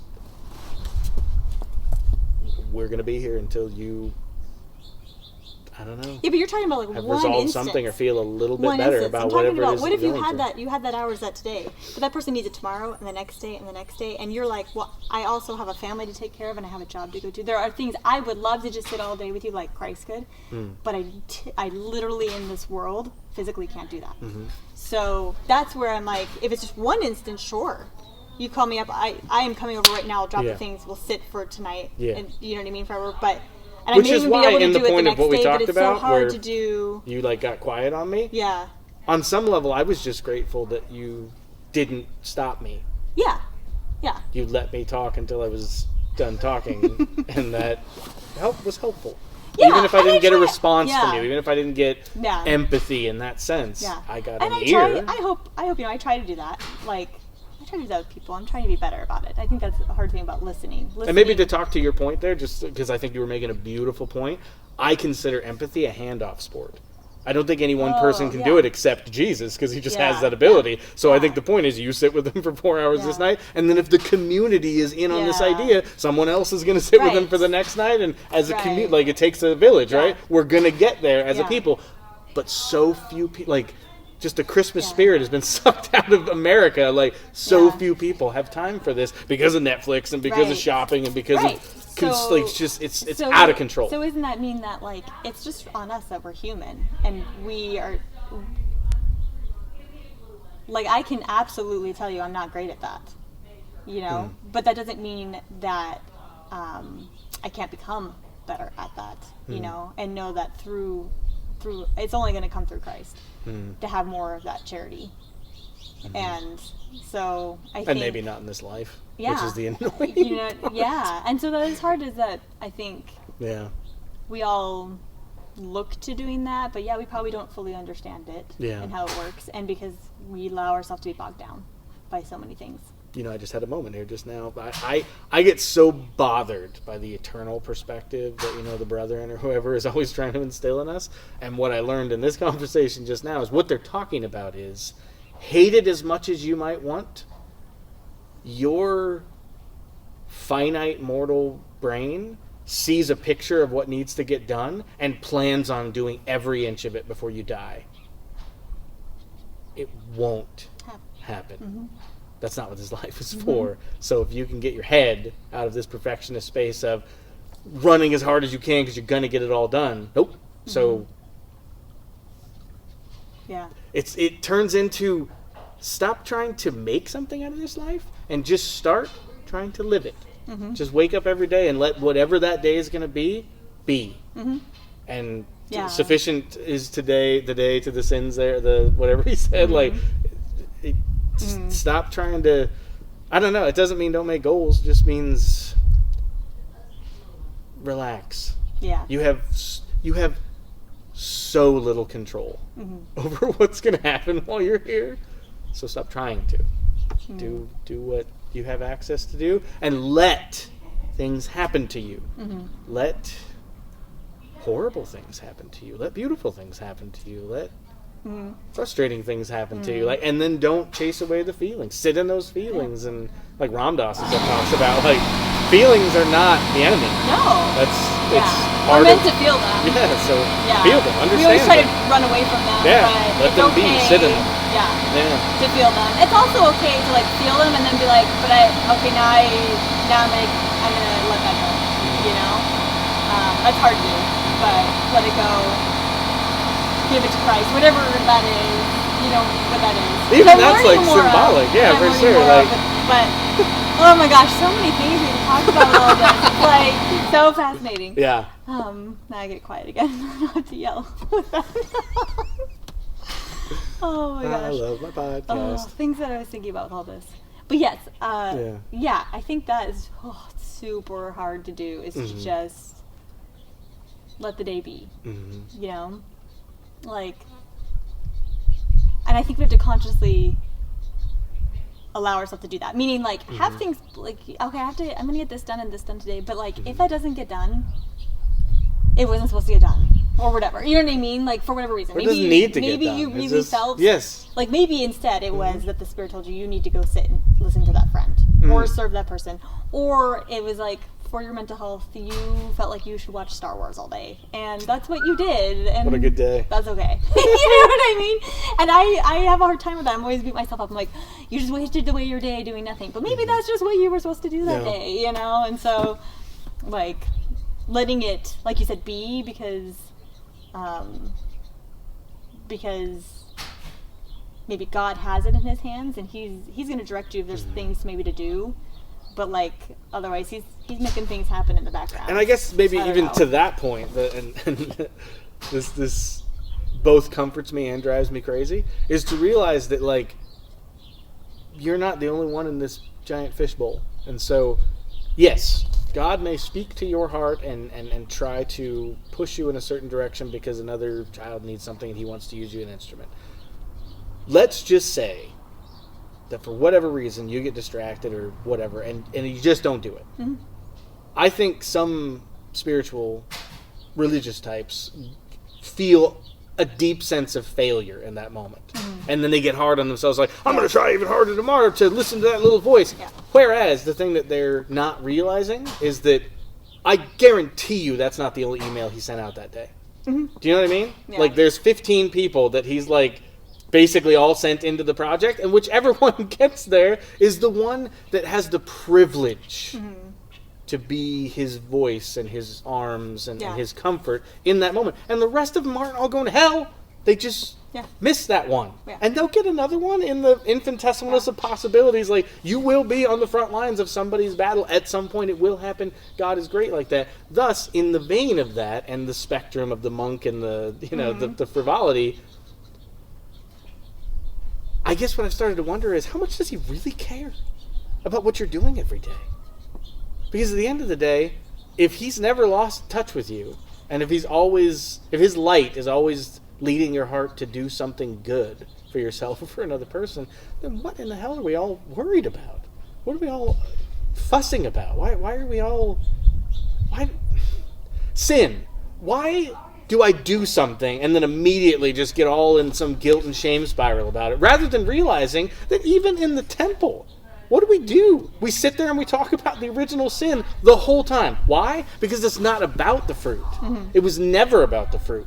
When God gave them one thing not to do and then they did it, is that because they were stupid? No, it's because that's part of it. Mm-hmm. And this is part of what we were talking about that night, and I think where we disconnected a little bit. And I feel like I respect why we did, but this is like the weird place that I'm in spiritually, non-judging, letting me have my journey, I guess, is I've sort of lost my grip on why we avoid sin. Mm-hmm. Doesn't make any sense to me anymore, because even when I try to avoid it, I'm doing it all the time, and then on my knees in grief and mourning over the oh wretched man that I am, mm-hmm. and then I'm living that way. And I'm like, that was one verse of 2 books of Nephi. He did not live that way. He lived in praise and joy for his redemption. So why? Why am I torturing myself for all this crap that I'm doing? And thus, as I started going to the temple more and more and more and more, I'm like, we're reading that fruit wrong. Mm-hmm. We're reading it as like, all right, just realize that, we're not doing this, right? No.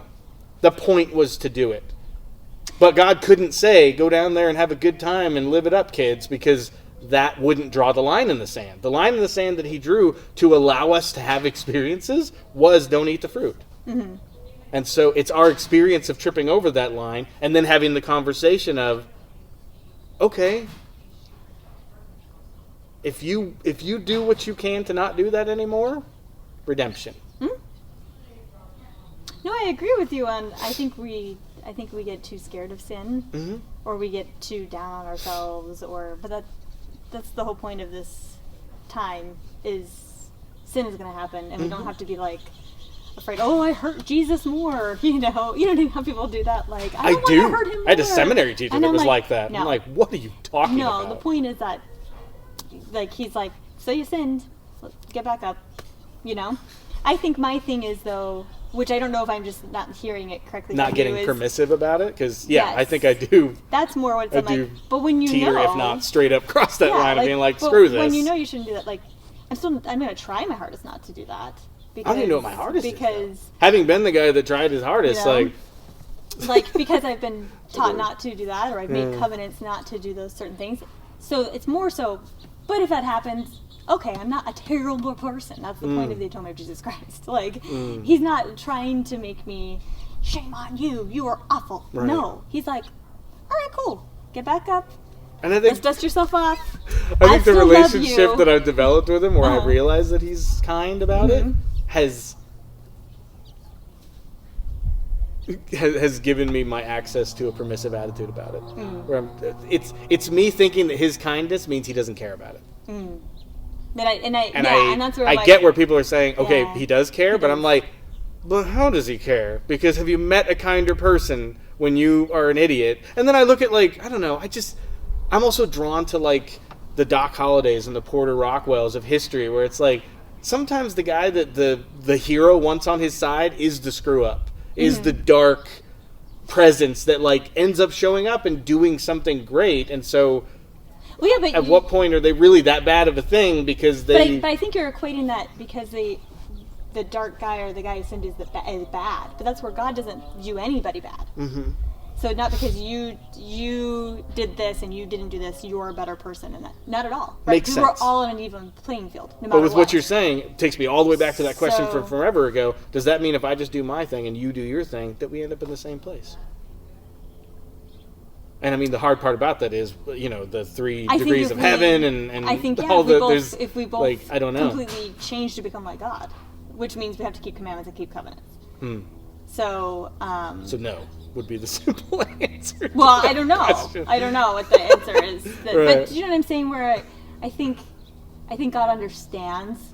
We'll break commandments, we'll do things, but like throughout the scriptures, like throughout the Book of Mormon, this year I was noticing so many times he's like, if you, this makes it sound like it's conditional, and I also don't think there's like conditions necessarily. We always kind of talk about it like there's conditions, but he's like, if you keep commandments, you'll prosper in the land. If you keep, it's always if you keep. Is it weird that I commandments. flat out heard a BYU speech a few years ago where the guy said God's love is conditional and made a really good case for it? Really? Because he was like, we as a church are like, it's unconditional, it's unconditional. He's like, BS, let me tell you why. Yeah. And I'm like, yikes. Well, and that's why it's hard when I don't have the understanding there. Where I'm the love is totally unconditional, and yet at the same time, all based on he is if you love me, asking keep my us- commandments. he is Like asking us that's a to condition do- to say if you love me, keep my Yeah. commandments. Like yeah, right. Yeah. There are things he's still asking about, but I think it means like I'm always going to love you, and there's always ways for you to change and get better. And Right. I'm not going to like think you're the worst person, and I'm not going to look down on you, and I'm not going to make you feel unworthy. It's not. And like, if that implies but- progression between kingdoms, what in the world am I stressed about?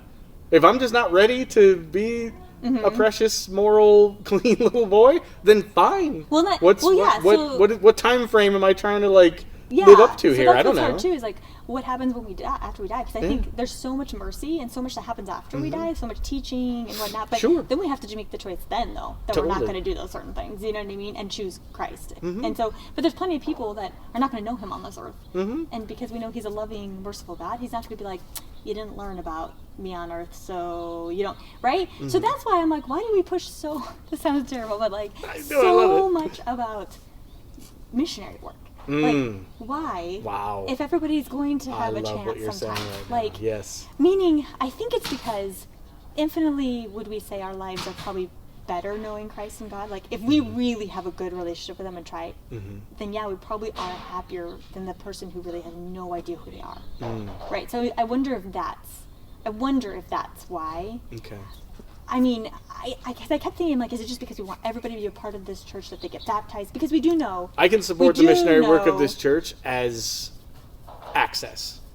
access How would to people God. even know this thing exists Right. if people weren't going out and knocking on doors to tell them about it? Right. I can do that. I think can that's- get on board with yeah, that. I think that's Totally. what I'm trying to say. Like, is that what it is? Is just having access to God. Sure. Because and then when we make baptismal covenants and other covenants, we Yeah. have a power that other people do not have. Mm. In a way, right? There's a power that we can tap into, and I'm Mm-hmm. trying to figure that out too. This like power of that we live far below. Mm-hmm. You know what I mean?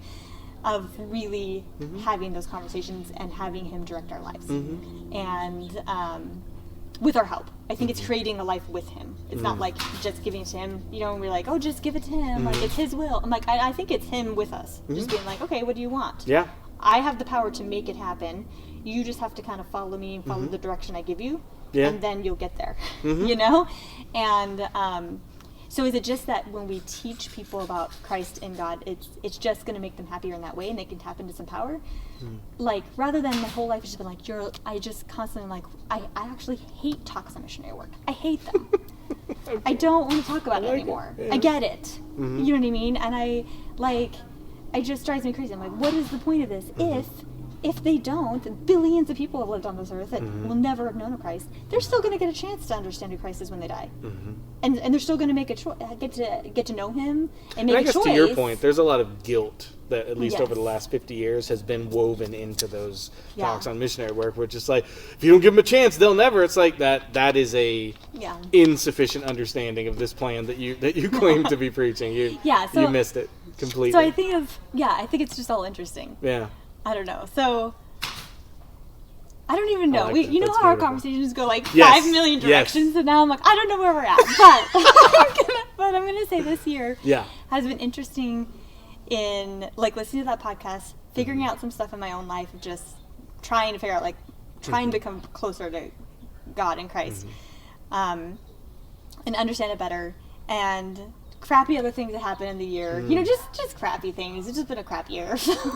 I mean, Yes. for a lot of people, I just mean Yeah. like I mean like my life is fine. I still have a job, those things, but like I have a good family. Nobody's gotten sick and died from COVID or anything like that. But it's like I just mean the energy of Yes. the energy of the Yeah. world, the energy of our country Yep. is just this weight. It's like I Am Legend, right? man. It's like no one's Yes. even around anymore. Yeah. And so, and I think some heartache I was dealing with, and just different things that I've just been like, I'm over this. Like I'm so over these stupid things, and certain things that I hope and want in my life that just aren't happening. And I was just going to God like I'm really angry and annoyed, Yeah. you know.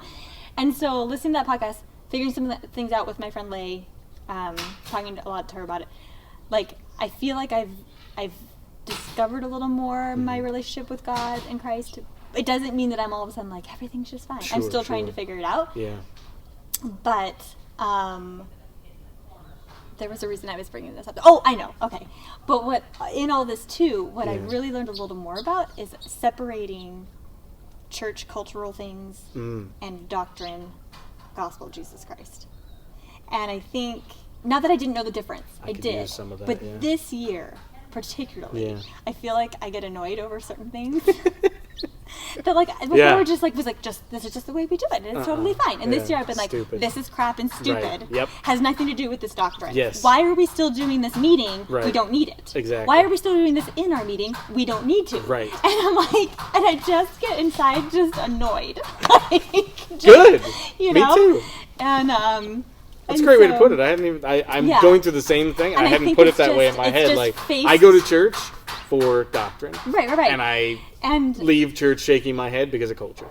Yes. So yes, and I know you've had. I know you've thought a lot about this for years, right? And so, and I've known cultural things for years. But I was talking to my sister about it, and she's like, I think one good thing that came out of 2020 is that. She's like, because we weren't going to church. So she's like, I think people really had to delve into what are things that are just an organization of a church, and what are things that are doctrine, gospel, covenants. They're separate, you know? They work together, but a church is still an organization. Yeah. There's policies within it, and sometimes those policies are kind of stupid. You know what I mean? So certain things that I'm like, I think take up too much time and are kind of stupid, you know? And so even my sister, we've had these conversations about it where she's like, I think though that some things will go away, or certain things have changed, or people will wake up to it because of 2020. And I'm like, that'd be a good thing if it came out to really separate certain things, you know. And you know, since God's all about numbers and the beauty of symbolism, 2020 is the optical definition of focused, clear sight. So wouldn't it be interesting if 2020 was the year that squeeched our irises up a little bit, like helped us see something clearer. Certain things, you know, clearer of you know, we still choose to be a part of an organization, a church, but and God and Christ set up a church basically when he was here on earth, right? That's why we're set up the same way. I'm not saying that we shouldn't, but I think it obviously, because we were at home doing things like the sacrament and different things, it just puts in perspective more. Some of the things we do that are just fluff. Yeah. You know, and I hate them all. Individually and collectively. Even when I sit in a meeting, because I'm in the Relief Study presidency, and so I knew that, yeah. And so just certain things of like, okay, I understand we'd start with a prayer. You want to start with a prayer. Let's ask for these certain things to happen. Let's bring the Spirit in. But then why do we have to have a spiritual thought after, and then take the time also to go over the handbook? I'm like, because guess what? I don't remember what we. And now I have been in meetings where those spiritual thoughts really actually, I was like, wow, I loved that. What was that talk you? You know, it's not. I'm not saying it's not a good thing, but I'm like, I think sometimes they're just out of habit. You know, I'm like, and for me, I'm like, look, I'm on a time schedule, and we got this meeting. Can we just say a prayer and get to the business? Get to the business and then say the prayer and be done. Why do I have to wait 10 more minutes going over some handbook thing I'm never going to remember? Plus, I can just look up again when I have a question. And you know what I'm saying? And I think just these things coming up that I'm just like roll my eyes. Coming out. I love this. I just roll my eyes at, you know? I don't say anything because I'm just like, whatever, it doesn't matter. Because it doesn't matter. But at the same time, I roll my eyes at it. You know? So it's like these things that are just coming up more that used to just never really bother me, you know? And now it's like, being religious is the worst across the board. Nobody cares anymore, and they shouldn't, because being religious is a nightmare. But yes, the idea of God and Jesus and all that is definitely. I think that'll help. Good. Having that perspective a little bit, and just the cultural stuff is hard. It is hard. Yeah. But so another thought I had with stuff we were talking about how we delved into planets, astronomy, things like that. We'll go back to that. So, I did listen, to a BYU speech. I don't remember the woman's name, and I'm assuming BYU speech, maybe she teaches at BYU, I don't know. But she is a scientist, she's a PhD, like a researcher, scientist. And so it was so interesting. I would not have known about this BYU speech if it wasn't for one of those spiritual thoughts in my meetings.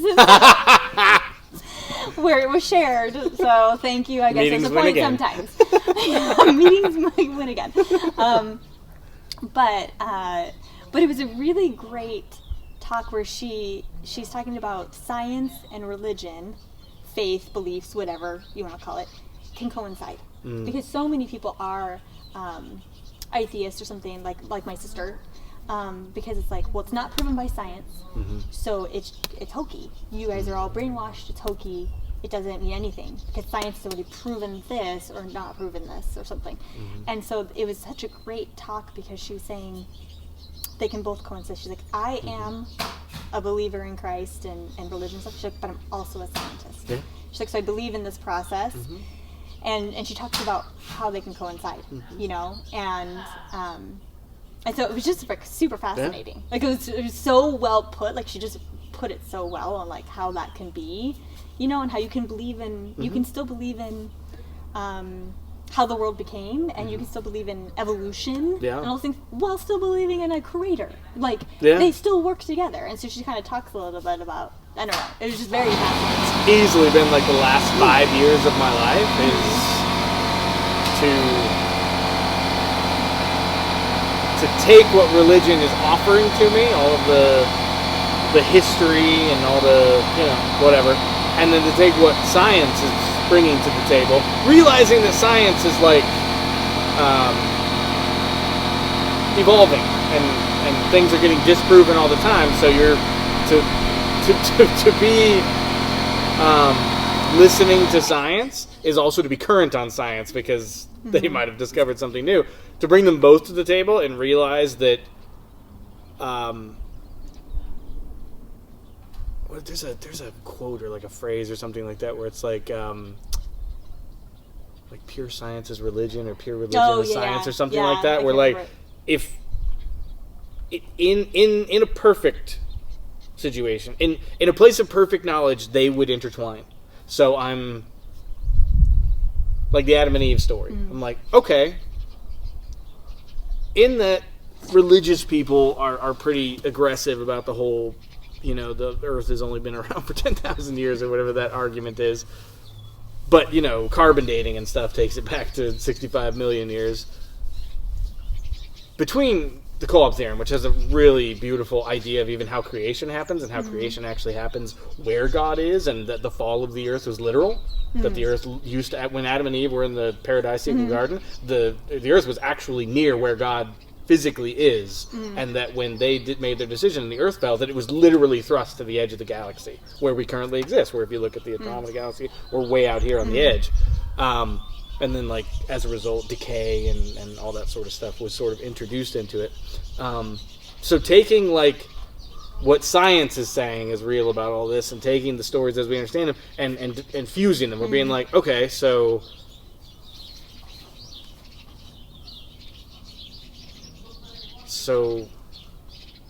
does that mean the story of Adam and Eve, we see them as humans as we currently are, but the truth is that's referring to God's relationship with Neanderthals. Like, Adam and Eve were that, and everything that's happened since then, evolution is real, and Abraham was, you know, like an evolved version of like, you know what I mean? Like, if we take what science is saying about, like, how, you know, man eventually learned to walk and all that stuff, like, if we put these heroes of history into that spectrum and be like, maybe they weren't what you and I are staring at right now, it makes it almost more interesting to me, especially in the sense of just, you know, reading the English translation of an ancient text of whatever it is that they were saying, and how there's like whole sections of academia where it's like, let's talk about how the culture worked back then, let's talk about what they said was significant to the way they lived their lives, blah blah blah. Like, if you put that whole thing in the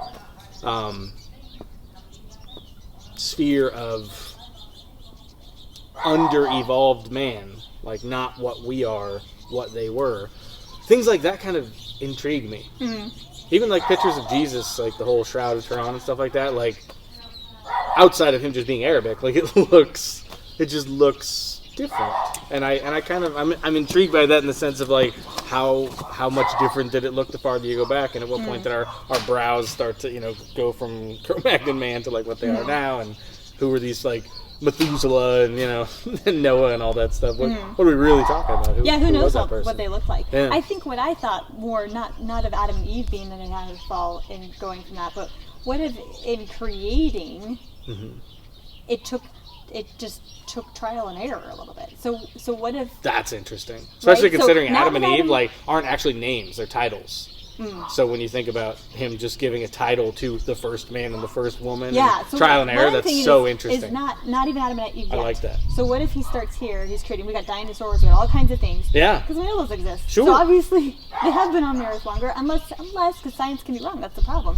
So science can be wrong on maybe that carbon dating, but I'm going to say not, let's say. So we have things that were on the earth millions of years ago, right? So there could be layers to creation. We created these things first. We needed them to be there because, now we're going to have fossil fuels and stuff. Okay, so now let's try man, but maybe it's a trial and error to get it quite right. I mean, it's creation. I mean, we think of it as, yes, God, as in heavenly parents, heavenly Father, Heavenly Mother, they're perfected. So I'm sure they could just take carbon, oxygen, they could do it, boom.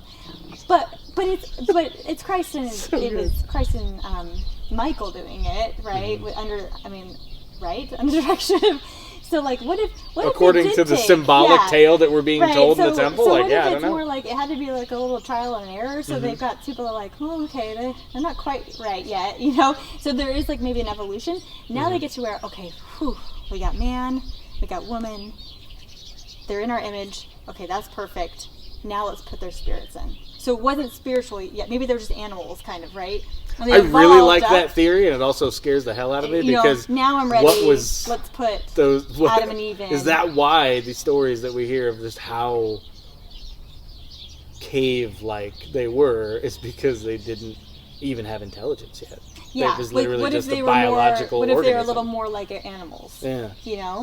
Because there are apes and things, right? Those are very smart animals, are similar to us. So, right, we know that. So what if it was more animals? If it now the real Adam and Eve. It's interesting. Now has. This is just scares the hell out of me. I like it. I'm just saying it's a theory. Yeah. We don't know. Or is it that Adam and Eve started that way? I don't know. I don't know. So, although even that there was trial and error, because even the animals, the dinosaurs, they all were made spiritually first. True. And considering this wasn't the first world that God did this with, we're billions down the line from him doing this. I have a struggle there in that case where it's just he would have figured this out by now, but at the same time, I like the idea that even when he was making the world, we make it so simple, and he separated the light from the dark, and he put plants in and now there's, but we don't know how long that took. Everything is going to take probably thousands, maybe even millions of years to develop. And there's a really interesting BYU speech. I wish I could remember the name of it. This guy talking about essentially about the principle of obedience, and that he was comparing the different texts of the creation of the world, like the Bible, the Book of Moses in the Pearl of Great Price, and I want to say in the Book of Abraham there's even a little bit of mention of it, and how there's certain words that are used in some that aren't used in other, and one of them suggests that God said let there be light, and that it wasn't a light switch. It didn't just light happened now. The intelligences that would gather together to create, for example, the sun or wherever light was going to come from, had to make a choice to obey the command of a God. And so what he did is he made his command, let there be light, and then waited for the universe to obey that command. And when it came together, that's why it's so funny. We don't think about how interesting it is that he would say he saw the light and it was good. Why would you flip a light and then be like, boy, that's nice? It just seems simple. But if he had to wait for it to come together, what would be the one thing that you would want to do if something finally decided to come together and obey your command? You'd probably give it a compliment, wouldn't you? You'd probably positive reinforcement. So why wouldn't he say, and he saw the light and it was good, thank you. God's gracious, right? He thanks the things for coming together. And then he's like, and now the world's going to come together, so let's make a world. And then just sit there and wait for matter to just at his command come together. And how long does that take? That's interesting you said that, because again, this isn't doctrine, but that Lacey girl, she's had a vision once of not of the earth creation, but what creation is, you know. And so, and that's kind of God's okay, tell that thing to do it, you know. And she's and she wasn't getting it really, you know. But it's kind of that, like, when he said something did happen, it just, he stood there and it just happened. He's like, what? And it was those elements of the thing were perfectly obedient to their steward. And because he was the steward and had love for I think she talks about love too, being a part of it. Sure.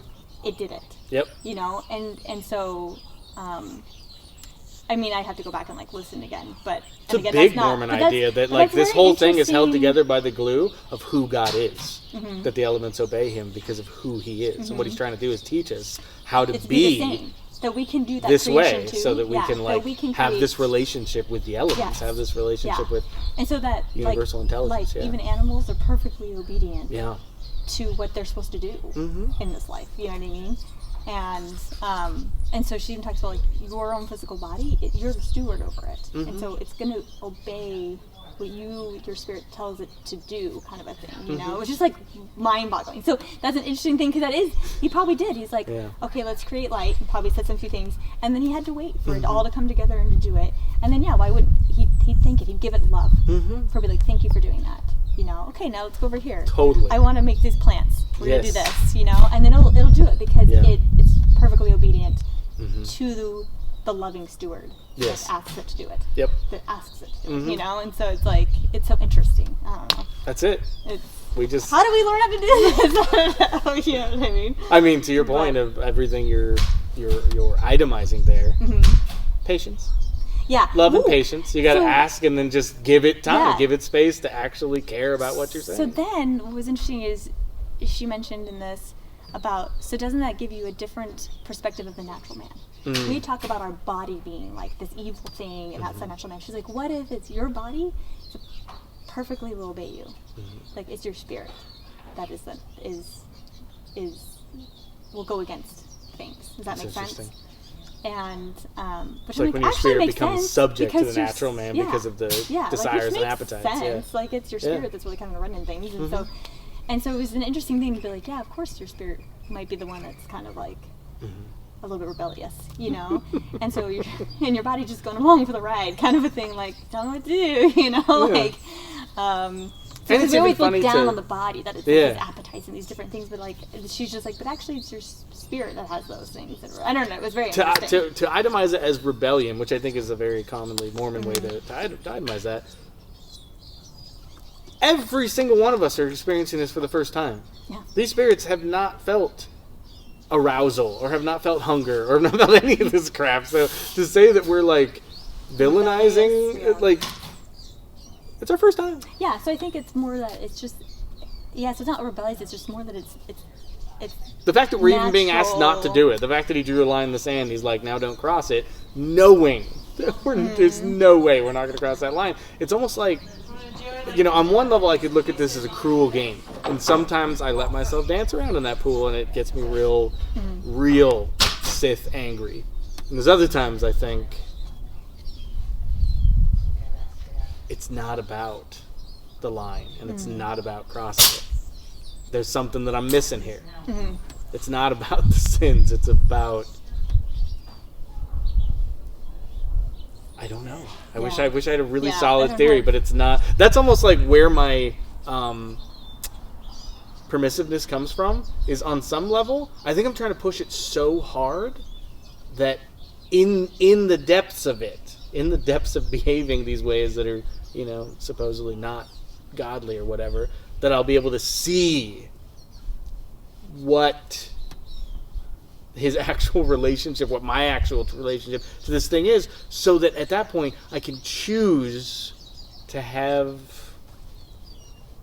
I guess, a more godly relationship to it, which seems really backwards, because I think, at least in the Mormon stream of thought, it seems to be like the way you're going to learn that is by practicing godliness.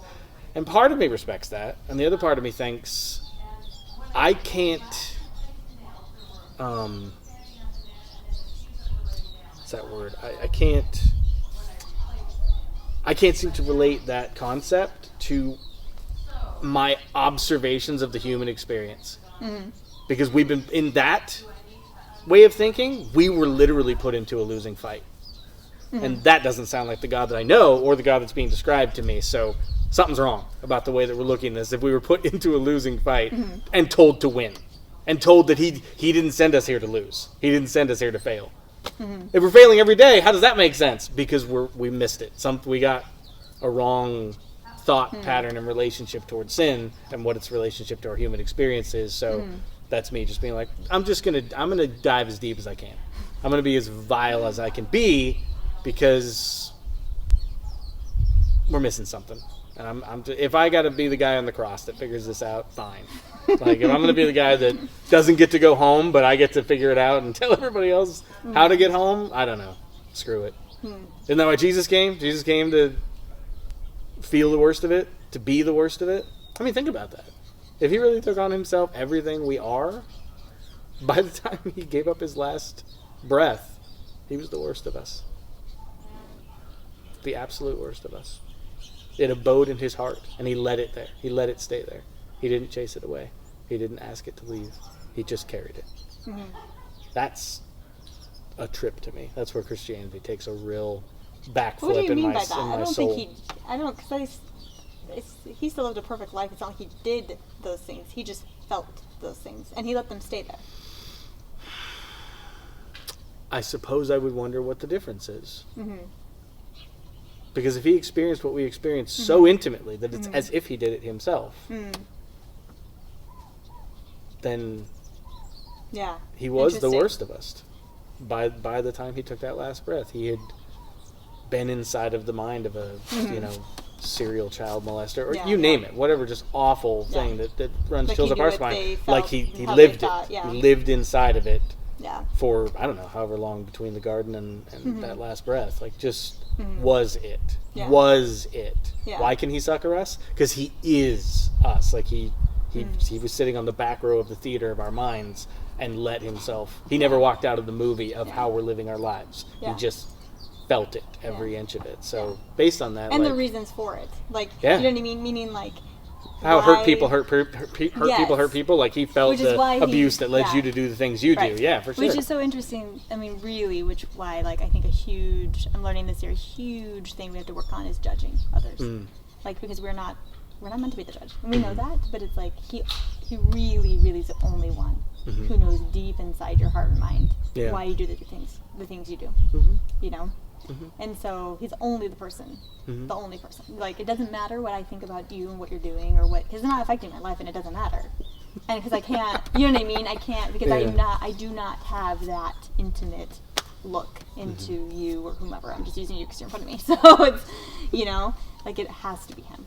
And I'm like, oh man, I got to work on that. It's so automatic for us to kind of just quickly judge something, and okay, like I was thinking about it with Elder Redland came out with a video. Did you see that when they talked about how they're opening up a few of the temples, 4 of the temples around the world? I got the email. I didn't watch the video. Yeah, so I probably wouldn't have, but my friend Erin had texted me and was like, I'm just letting you know, Elder Redland's video.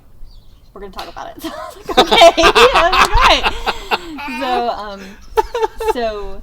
So he's talking about, and he's just talking to, kind of giving you a heads up. Hey, we're going to ask you to social distance in the temple. You're going to wear a mask in the temple. These things, kind of just giving people a heads up. But in there, he says, and we don't have to get on this topic, but he does say something. He equates. Now, if you take it at face value, again, might not be meant that way, but face value, he basically talks about Christ-like love is wearing a mask during these times. It did not sit well with me. And neither did my friend Erin, which is why she called me. Okay. But in watching it, the rest of the video is great. And so, but instead I'm like, well, let me read the comments. I want to see what people say. Oh, it's always a mistake. Don't read the comments. Don't do it. And I tell myself that every time. And every time I go down that rabbit hole, and then I get all this anger and all this stuff coming up. It ruins my day. Okay. So I need to remember, don't look at comments. So, but what really made the comments sad to me was how judgmental everybody was to each other. So it was just judgment, like, kind of like, if you don't, like, see, right there, he said, this about it. Yeah. If you don't follow that, if you don't listen to the prophets, then you are a bad person. Good. I hope Then so. you're not understanding. Yeah. And I'm like, oh my gosh. I was like, so then I was sitting there judging these people. I'm like, then you don't understand the gospel of Jesus Christ. Isn't that interesting? Mm-hmm. You like we sort of feel like to get control back of like our own belief systems, we have to throw a rock back. Yeah. We can't just like let them talk and be like, that's your opinion. Thank you Okay, for that's sharing your opinion with me. Yeah, that's your because opinion. what would if God tells light to come together and thanks it, like if someone shares their opinion with you, it's like, thank you for sharing your opinion with me. I can disagree, but thank you.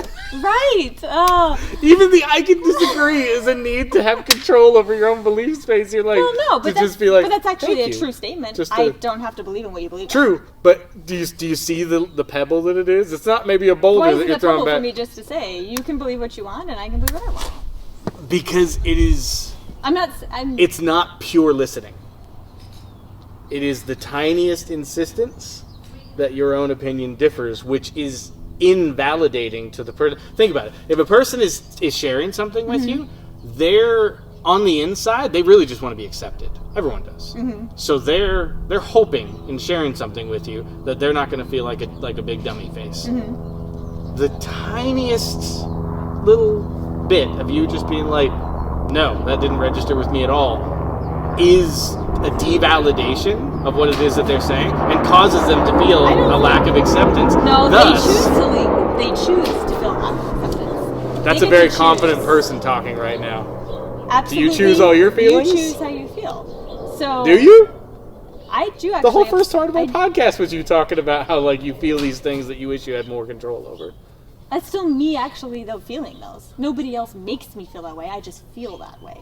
So I think so you're basically saying we're never allowed to ever share an opinion then. Not what I'm saying. I'm saying So how do you have a conversation? How can I say the thank conversation you? Thank you. I think this. is a lot more So complicated can't you just than say so something what like that. so if someone's sharing something I don't necessarily agree with them.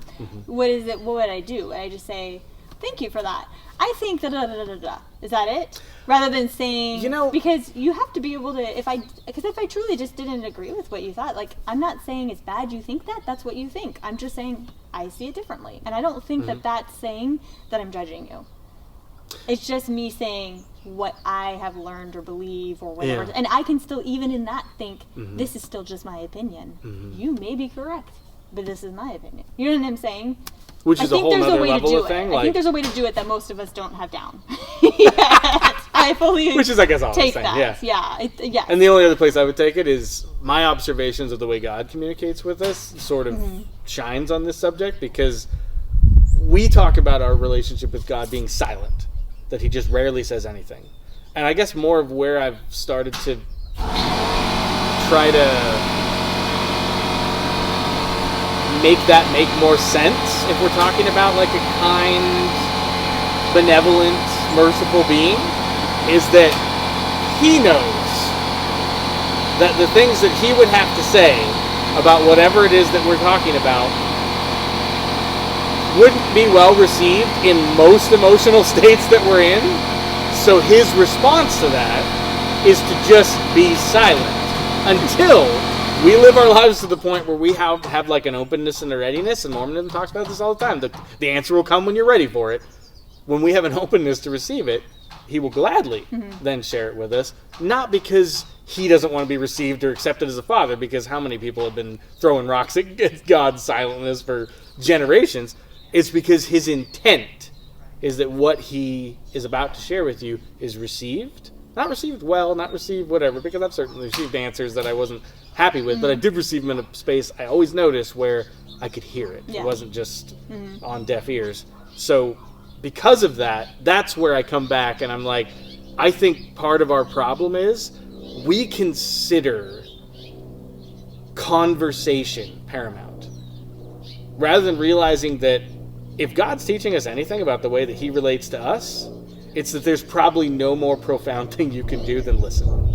Listen with no response, with no recourse, with just, thank you for that. Wow, I see where you're coming from on that. Yeah, that's very and true. that what ends up happening is Yeah. the other person just feels accepted and validated. Yeah. Now, where they might choose an interpretation that can get them in trouble is they now think you agree with them because you said that. Yeah. And it might be hard for your ego to be like, well, I don't agree with you, and you got to get in there and control the situation.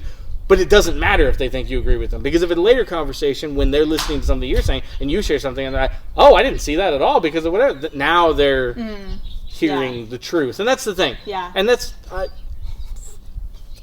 I'll just put up a wall here, and anybody that's a Trump supporter, just stop now. Just stop now. My issue with them, as I understand them, is that they don't want to listen. They have a mandate that has been given to them by Herr Trump, and they have just decided that it is the end-all, be-all, and there is no listening. It's bowl you down with what needs to happen next. I'm going to talk, and you're going to listen, and this is what it's going to be. Whereas, being on the left as I am, and so I tend to listen to a lot of left,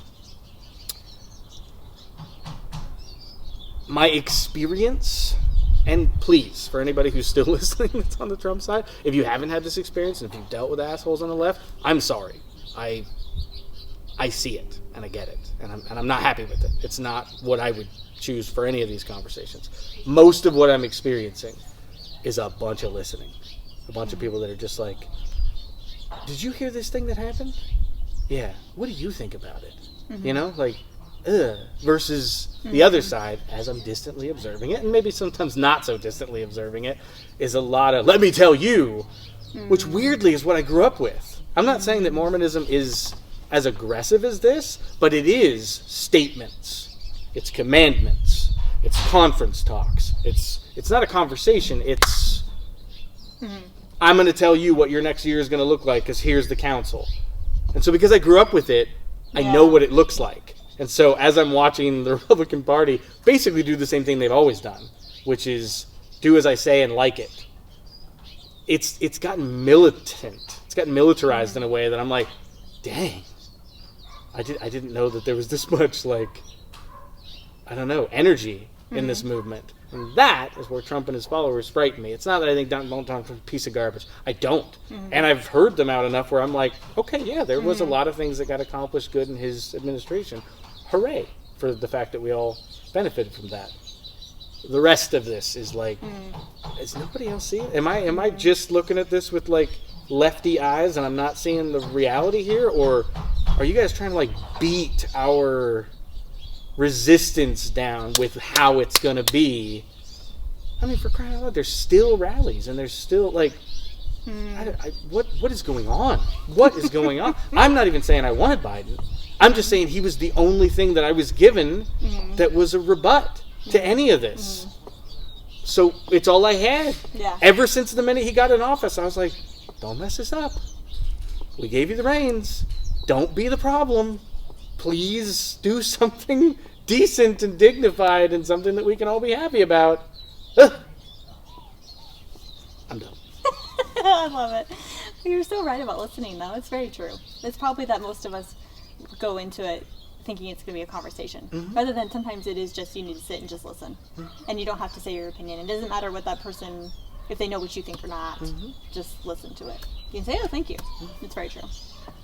I think that's most. I mean, although I think I'm a mouthy guy, I think that's most of why I enjoy doing podcasts. I like asking a question and just sitting back, Larry King style, and just hearing what a human being has to say about something. It's a lot more fun of a space for me to listen than for me to talk. I like sharing my thoughts, but solo episodes are a nightmare. I hate it. I'd rather have someone to talk to. Yeah. So somebody to share their thoughts. That being said, since I think we did. Oh yeah, we're awesome at this. I do want to say two things in closing. Okay. One, I'm really sorry if in the middle of that conversation, the last one we had, that I got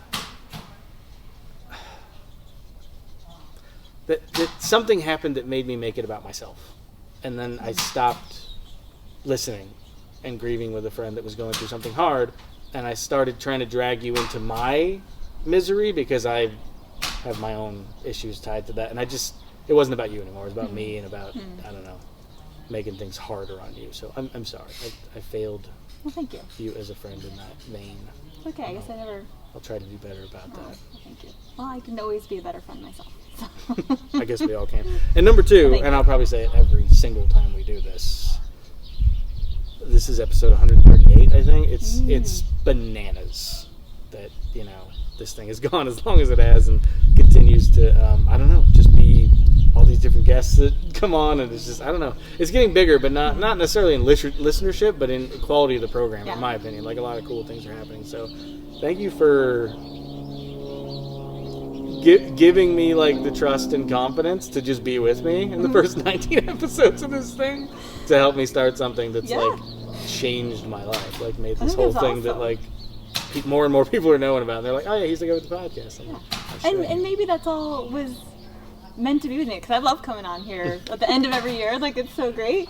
And so maybe it wasn't meant for me to keep with it, but it was meant for you. And so I'm glad I could at least be a part of that to get the ball I still going. think about shutting it down every day. It's really hard to keep going, but I'll try. Yeah, and if you want me on other times too, besides just the special one at the end of the year, I'm good with that. You know, although like I said, I'm like, I got nothing special. It's happening right now. We're rebooting A Girl, a Guy in a Car. We're gonna just start it all over again. But I'll come on, share my thoughts, opinions, whatever. Thank you. Thank you. I love you too. for So thank you for letting me come on.